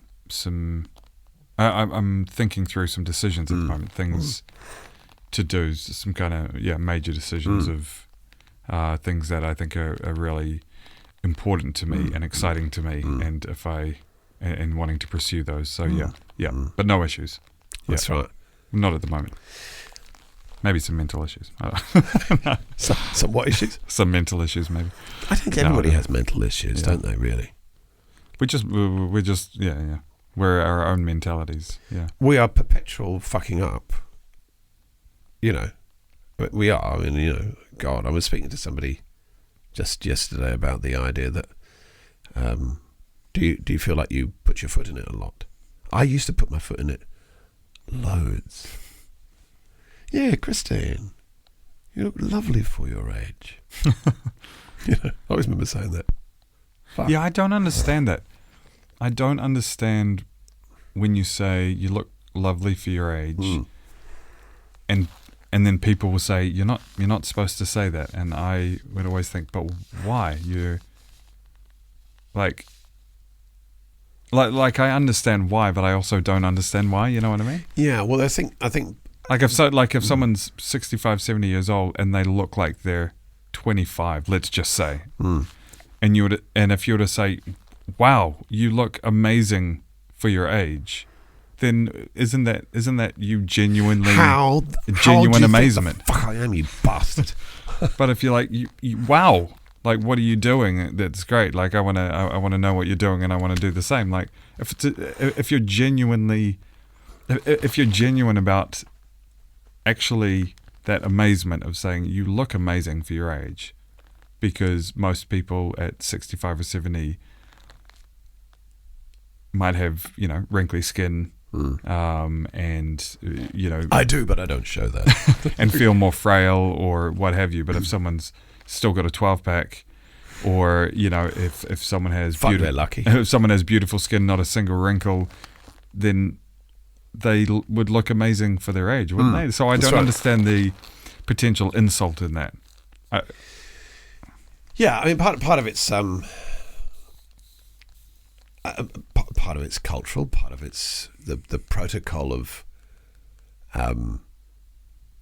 Don't ask someone their age. yeah. Well, the Which I old-fashioned also- thing is I also never don't ask do. a woman her Yeah, age. Right? I also don't. I don't understand that either, because in actual fact, I quite like knowing a woman's age. But I've fallen foul to it. It's quite funny. And so I was an ex I used to go out with, who I still think is quite lovely, and she had a couple of young children, and they looked at me and said, "Ma, why is your boyfriend a granddad?" Because of my grey hair and beard. Oh, right. And then one of my friends who was good at graphic design and all that kind of shit, whatever, a few years ago now, did a picture of me with glasses and a bow tie, and I was Colonel Sanders. Oh, right. You know what I mean? Then I met a couple of people online just through just chatting, and they said, "You're really old, man. How old are you?" I went, 47. You're not 47. You're like 75. God, don't meet people online Right. with grey hair. So anyway, yeah, I don't understand those questions actually. Yeah, because I'll always ask people their age, just because you just want to know. I think it's just the same as how tall are you. Yeah, you're just wanting to know. I do remember someone saying, "Oh, you should never ask like in a joking way." And I was like, "Oh yeah, no, I know. I just But all the dating fucking apps do. I guess they would You need have to. to, You'd right? have to. Oh, right. I don't know. I've never been. You never been on a dating app? No. I've got lots of experience. Not anymore. I'm not on dating apps anymore. Yeah. No. But that's another. That's another. That's another comedy of errors. That's podcast number 2. That's right. Well, we'll see what happens, shall we? Yeah. No, I mean my podcast number 2. Oh yes. Yeah. No, right. Yeah. Yeah. That's I'm right. excited for that. Actually. Well, the funny thing about the podcasts that we've done, I've often felt that we always find about stuff about it. As our podcasts, like when you're having a conversation, people are talking to and with you. They're not just saying about themselves what it is. I feel like this is a conversation. I don't even feel like this is my podcast. I feel like you're there. You ask me shit. Yeah, it's nice. Because I'm trying to find out stuff. I mean, it's taken me years to get to the point where I'm actually really totally comfortable with who I am Yeah. aesthetically, But to hear the fact that you've had that experience quite young, that's so cool. Yeah. That is really cool. Yeah.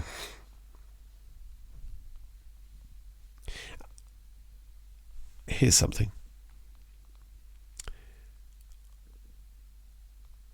I started to return to wearing scarves.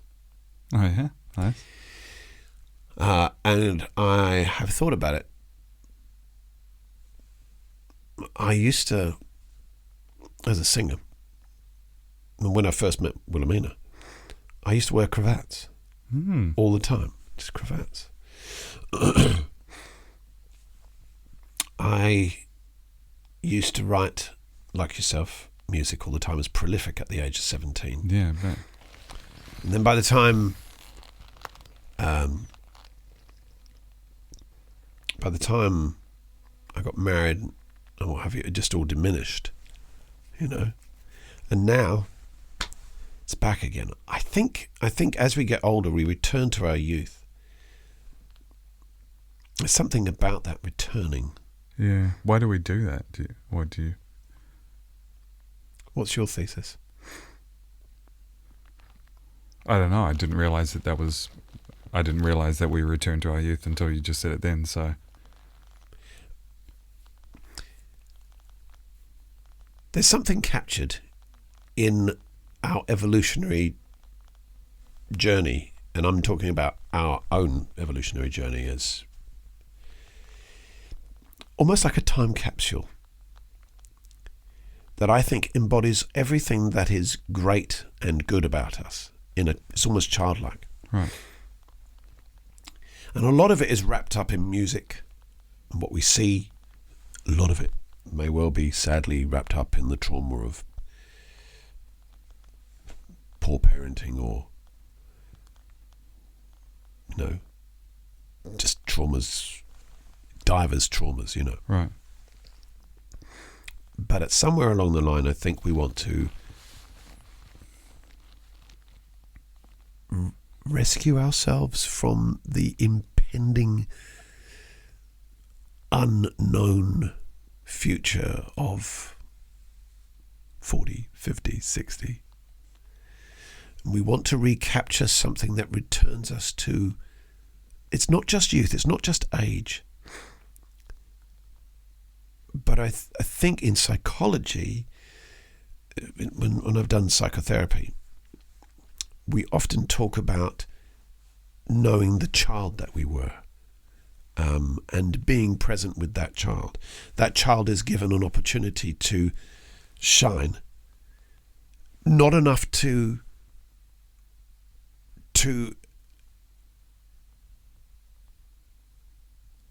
redirect the adult's path, but enough for the adult to blossom where the child wasn't able to. So we give some kind of emergence to the child that we want it to be. But because of our adult state, we're actually more in a place, it's less complex than for an adult in many ways. Yeah. A child doesn't have the opportunity to throw a lot of the stuff away because it's constantly being informed by both positive and negative experiences, like we are still, but consciously, our consciousness hopefully has raised so much so that we step beyond the reaction of a child and start to act upon, well, just start to act, really. I think that's why I'm interested to see what you return to. Yeah, you were asking that before, yeah. And the re-emergence of stuff. I mean, I'm wondering why rugby later. And I don't think we get into things just on a whim. I think they're embodied.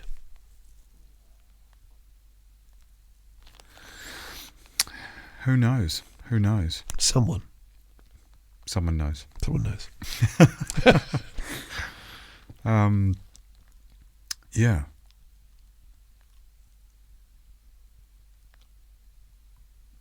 Yeah. I'm sure there are things. I'm sure I have returned to things. Music, definitely. I don't know. How about you returned when you were speaking with your brother, and you returned with new understanding to what you thought was your experience within Sunday school and learning, and then he gave you some kind of broader perspective. When was that? Recent conversations. Right. Yeah. So I think, you see, what the child isn't able to do is compute, because it's just information. Yeah. And now you can step back. It's like behaviours, you have negative behaviours, and then suddenly one day you go, I can see myself going there. Step back. There you go. Right. I can choose to. So I think that's one of the things that I love being an adult. Yeah. I just love it. Yeah. Well, you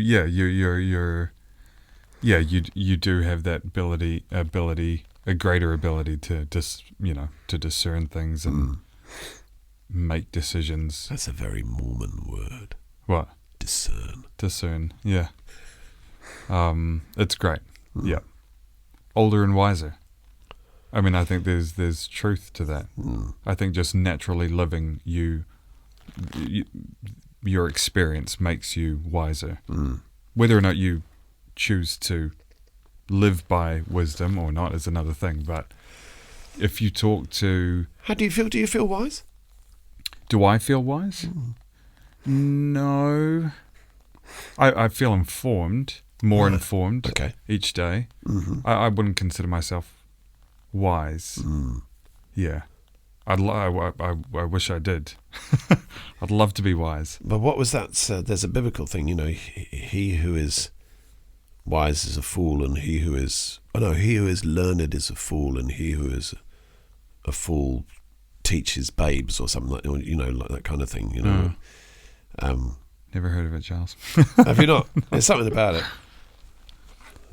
I do think of that. Hey Siri, he who is wise may be a fool. He who is a fool. I didn't get that. Could you try again? Sorry, there's nothing to repeat. Who's the fool now? Yeah, that's that. You see what I'm saying?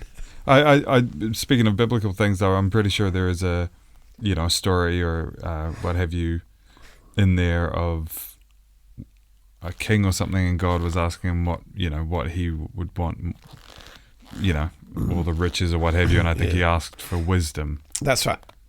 So it was David, wasn't it? I think it was David. Oh, okay. Or was it no, it's Solomon. It was Solomon. Because Solomon was the one who didn't cut the babies in half. Right. Do you remember that? Oh, okay.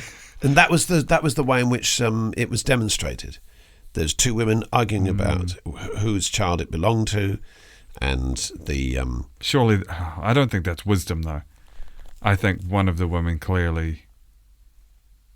Yes, well, that was the point. Solomon said, "Well, cut the baby in half." Yeah.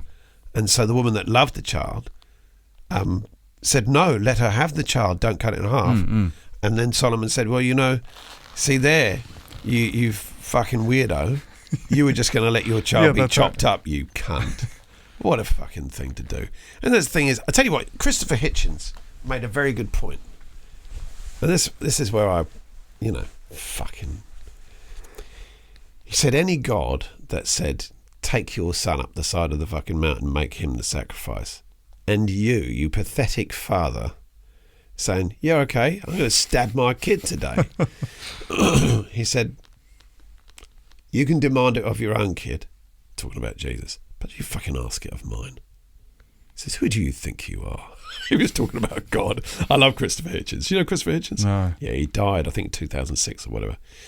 Maybe a bit later, 2000. Hey? Jeez, that's morbid. Have you heard of him? Yeah, no. He died. About, honestly, Christopher Hitchens is one of the best political social intellects of the 21st century. And I would... I defy anybody to argue with him, really. Oh, there's some things I've heard him say that I went, it's not quite how it is today, but yeah, I love that. He what did he say? Yes, he said, yes, he did not like religion at all, and he did a debate about the Catholic Church with Anne Widdecombe, who actually kind of quite like Anne Widdecombe. And then one of these, an African Monsignor, and Stephen Fry was in the debate. It was whether or not the Catholic Church is a force for good in the world. Right. And Stephen Fry came out with this beautiful line, and he said, "The humble carpenter from Nazareth would not recognize his church today, and would probably be rejected by it." That, I thought, was an acknowledgement of the value of the mythological in terms of Jesus as a mythology, although I do believe that in reality there was a Jesus, but maybe not the miraculous. But anyway, but that, you see, he didn't throw Jesus away. He used Jesus as an example of this humble carpenter teaching love and beauty, Mm. and threw it back in the face of the pedo Catholic Church, you know, kind of thing. However, the Mormons have done their fair share of pedo, eh? I don't know. Oh, God. Yeah, there was a big thing in it. So I'm going to introduce you to that. It's funny, I don't have any malice or whatever, but it's just interesting, you know, the things that people do behind closed doors. I mean, behind those bishops' doors. Ah, okay. Yeah. Yeah. I mean, I was asked by... God.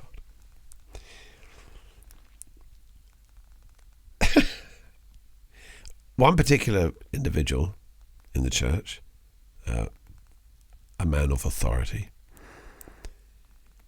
he showed me how animal sex is to begin with.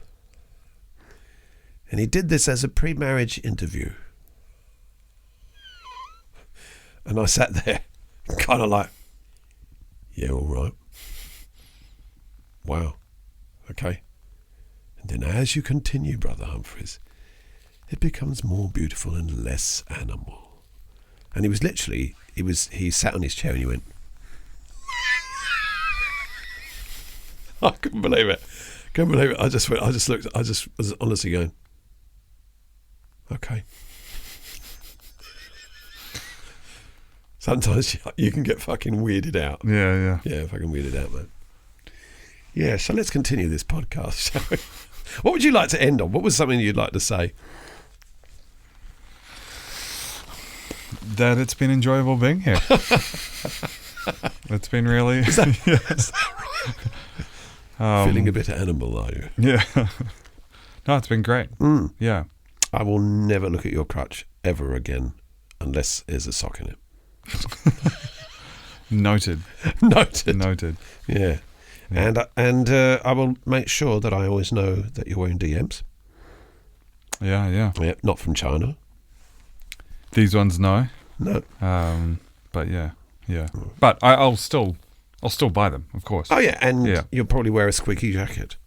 Yeah, sorry about that. No, don't worry at all. Listen, your squeaky jacket, me coughing up every person's life. You know, I have made a sacrifice of sputum this evening. I dare say that the gods of puke are looking down on me with great favour. Yeah. I mean, honestly. The gods of puke and phlegm. The gods of puke and phlegm. That's really good. So it's like the Grand Old Duke of York. You know the Grand Old Duke of York? Yeah. The Grand Old Duke of York, he had 10,000 men. He marched up to the gods of puke and phlegm. That's really good. Oh, the gods of puke and phlegm. Anyway, so, yeah. So, okay, so, what did you say? I said, thanks for having me here. Thanks for having me here. That's, no, it's not exactly what I said, yeah. And what's up with that hat, anyway? What's that? Like, you're wearing a backwards hat at 40, man. Are you fucking Eminem or what? I wear everything. Beanies, Do you? hats, or just my hair, whatever. You wear your hair? Yeah. What, like a merkin? whatever I'm feeling on the day. It's generally also a lazy thing. I'm just like, fuck it, can't be bothered chucking a beanie or what have you. All right. Yeah. This cap is a very special gift from a good mate of mine, Cheese. And I just love it. Cheese and crackers. A vintage Chicago Bulls kind of Oh, right, cap. cool. So it's always been a favourite cap. Right. Yeah. You'll see me wearing it sometimes not. Well, look, mate, it's been brilliant, honestly. Yeah, thank you. Yeah, fist pump. Oh, yeah, I never get to do a fist pump. Hey? I never get to do enough fist pumps. But Do you yeah, not? Thank you. No. You really don't go enough fist pumps? I'm a high five, handshake, hug, but Yeah. not fist pumps. I need to do I'm more like that. Oh, are you? Yeah. Okay. I do that a lot. Yeah, bro. You know. Sometimes I'm like this. You do that quite a bit, though, don't you? How do you know? Well, it's just something I think you do a lot of, don't you? I do, yeah. Yeah. Like, but in a friendly way. I don't flip people off. Well, no, yeah. I mean, I that's never the thing. flip people off in a negative way. No, in the UK, you can quite literally call someone a cunt, and it's a term of endearment. Right. You Yeah. like cunt? You know what cunt? Yeah. I actually have a friend at work, Charisse, and we've known each other for years. And we have this thing where we flip off the finger, and that's us being like, "Hey, what's up?" Yeah. And we do it at work.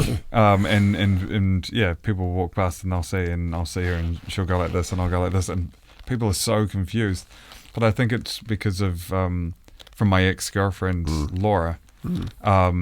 And she used to do that to me in a cheeky way when saying goodbye, and it's like, all right, see you later, and then she'd go like this, and we'd kind of do that to each other, and it was a bit of a laugh. I've never flipped someone off In anger. yeah. No, me either, actually. I've never done that. I've often done it like this. They don't know, but you know Yeah, fuck you. that you flipped them off. Do you know what? There was these two guys, Mike and Chris. Nice guys. They're from, I think they're from Sicily. They were called the Pit Singers. Nice guys, and when they greeted me, they would make it the most extreme form of greeting, and they would do it from quite a ways away, and they would do it in whatever language, So they used to say "Teddy Malaka," right? And I have no idea what that is, but I'm going to do something in front of the camera that will not make any sense to anybody else. So if Mike and Chris see this, they will know. Fuck, I can't believe I'm going to do this. But anyway, so they go, "Teddy Malaka." That. I have no idea what it is. "Teddy Malaka." No idea what it means. Oh. There you go. Are you going to find out what that means, though? Because I'm now curious to know what that means. I'm so worried I've said something because I don't know what Teddy Malaka is. Do you think they're laughing right now? They're just like laughing their heads off. It's like, I can we got imagine him. If I say this, no I idea. can't believe it. I haven't spoken to him for quite some time. But yeah, Teddy Malaka. And then they used to say Marga Beast. Huh. And Marga meant skinny. So they looked at me. Marga Beast. 15, Marga Beast. Skinny Beast. Skinny Beast. So they, that's what they used to be. God, I forgot. It was this. Hold on. It was Teddy Malaka. That's what it is. It was Teddy Malaka. That's it. That's what it was. Ah. But you had to be. You're on the ground like this. Teddy. I can't believe that. That's ages. I haven't done that for years. We're talking about 85, Wow. Sheesh. 95, 2005, 2015. 36 years, man. I think you need to find out what that is. I'm so curious now. I know. Yeah. Teddy Malaka. I don't even know how to spell the fucking thing. Can you imagine that? God, man. Malaka. Skinny Beast. I like that. That's a good nickname for it. Yeah, was it Marga Beast? Marga Beast. Marga Beast. Marga. And they always used to tap their chests as if to say you could touch the frame. Right. I used to say this thing, right, that if you saw me naked, you could play the xylophone on my rib cage, Ding, ding, ding, ding, ding. Like the old Tom and Jerry sort of things with the bones, Fucking hell, those were the days, eh? Actually, you don't know what the fucking days were because you're, 11 years my junior. Yeah. How old are you? 52 in August. Oh, yeah. Wow. Nice. Yeah. I like the fact that I can be immature. Yeah, I like that too. But yeah. Everyone should just be how they are. Well, I don't believe that. Okay. No, because most people could be much better than what they are. I know I can be, right? No, but you're you. You know what I mean? Like if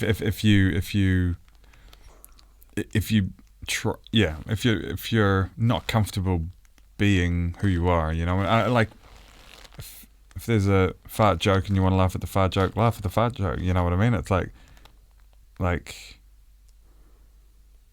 yeah, I don't know what I'm saying.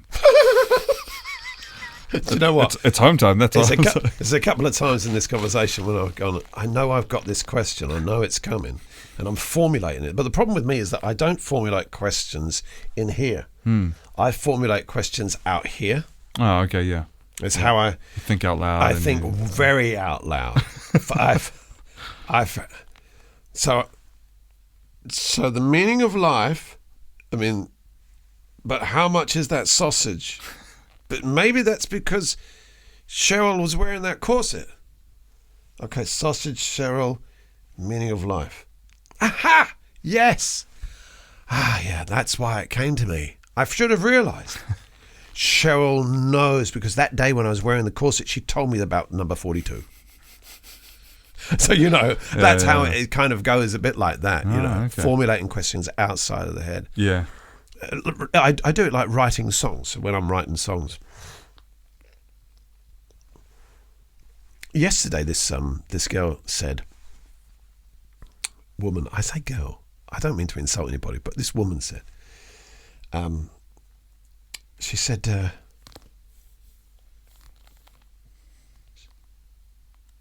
she spoke about having the ugliest parts of her. And I thought, oh yeah, I don't like the ugliest parts of me, or something like this, whatever. And I immediately got this inspiration for a song. And I still haven't formulated it correctly, but I started to play the piano as I was working this song out. And I realized that there was a wonderful set of lyrics here, which were, and I'm still connecting them right now. I want the ugliest parts of you to be the things that you most cherish in the best parts of me. So you think that because you're verbose, that's a negative thing, but yet you like the fact that I'm verbose. Oh, I get you. You think you're unkind to people, yet you love the fact that I stand up for things. And so a lot of what we consider to be the ugliest parts of our heart are the very things we admire in others. I like that. But that's because we think those are tools, and we think those things are vices. Right. So we look at others with virtue, and we look at ourselves with vice. We often do it the other way around. But my mother said that to me. She said, when I told her, I think you might have seen this on, I think it's Life Lesson 101.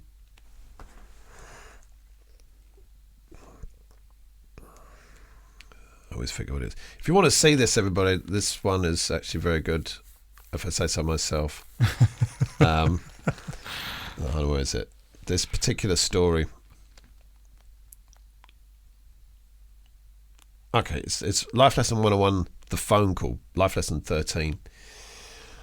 Back in the beginning of 2018, before my mum went downhill, it was January that year, and she, I phoned her up like weekly or a couple of times in the UK, and I said to her, Mum, I said, how are you? She said, I'm fine, son, struggling by. And then my mum asked me this question that she never asked before. She never asked this question in 87 years of her life to me. She said, son, what did you find out this week about yourself? She had never asked that question of me.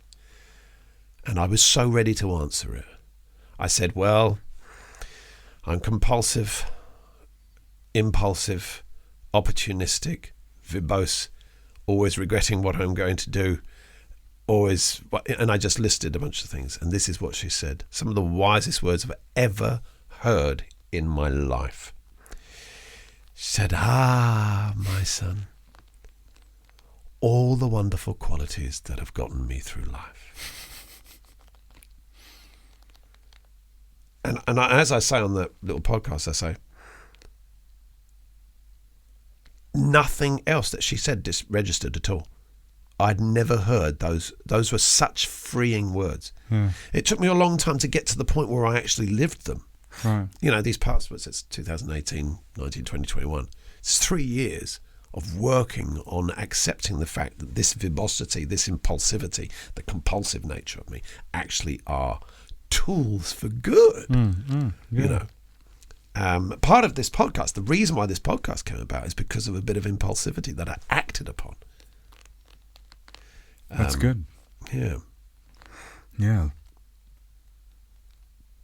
Yeah, very wise words. I like She's that. brilliant. Yeah. Well, not now. Died in beginning of 2020. Okay, you did it again. What? No, no. Oh, yeah, that's true. Yeah, she's Very great. wise words. Yeah, she died, of course. Like, oh, not again. Yes, Christopher Hitchens. Yeah. The last time we spoke, actually, I said to you something about Dave. And then I kept on using Dave as a reference. Oh, yeah. And you said to me, you said, there's been lots of Daves in this conversation. Yeah. You know what? I don't care what catch on. anybody's looking at right now. Right now, they're looking at us just talking. If they're finding no meaning in this. Well, I love this. It's great, man. Yeah. Look, really lovely having you here, James. Yeah, thank you. A You've real really honour. made it a ginger beer go a long way. See you again. Hopefully. Yeah. So, log. Oh no, the phlegm's back. The phlegm is back. The flame is back. Log on to James' podcast on Spotify and all good digital networks. It's the Budders podcast. Grateful for all those that are contributing towards Patreon, and you can log on to www.patreon.com/The Music of Charles. If you go to The Music of Charles, you're supporting The Music of Charles, and you're also supporting the Life Lesson 101 podcast. James, once again, thank you so much. Let's do this again. I might actually have to formulate some questions with that ginger beer. Sounds good. I'll bring 2 bottles. Yeah.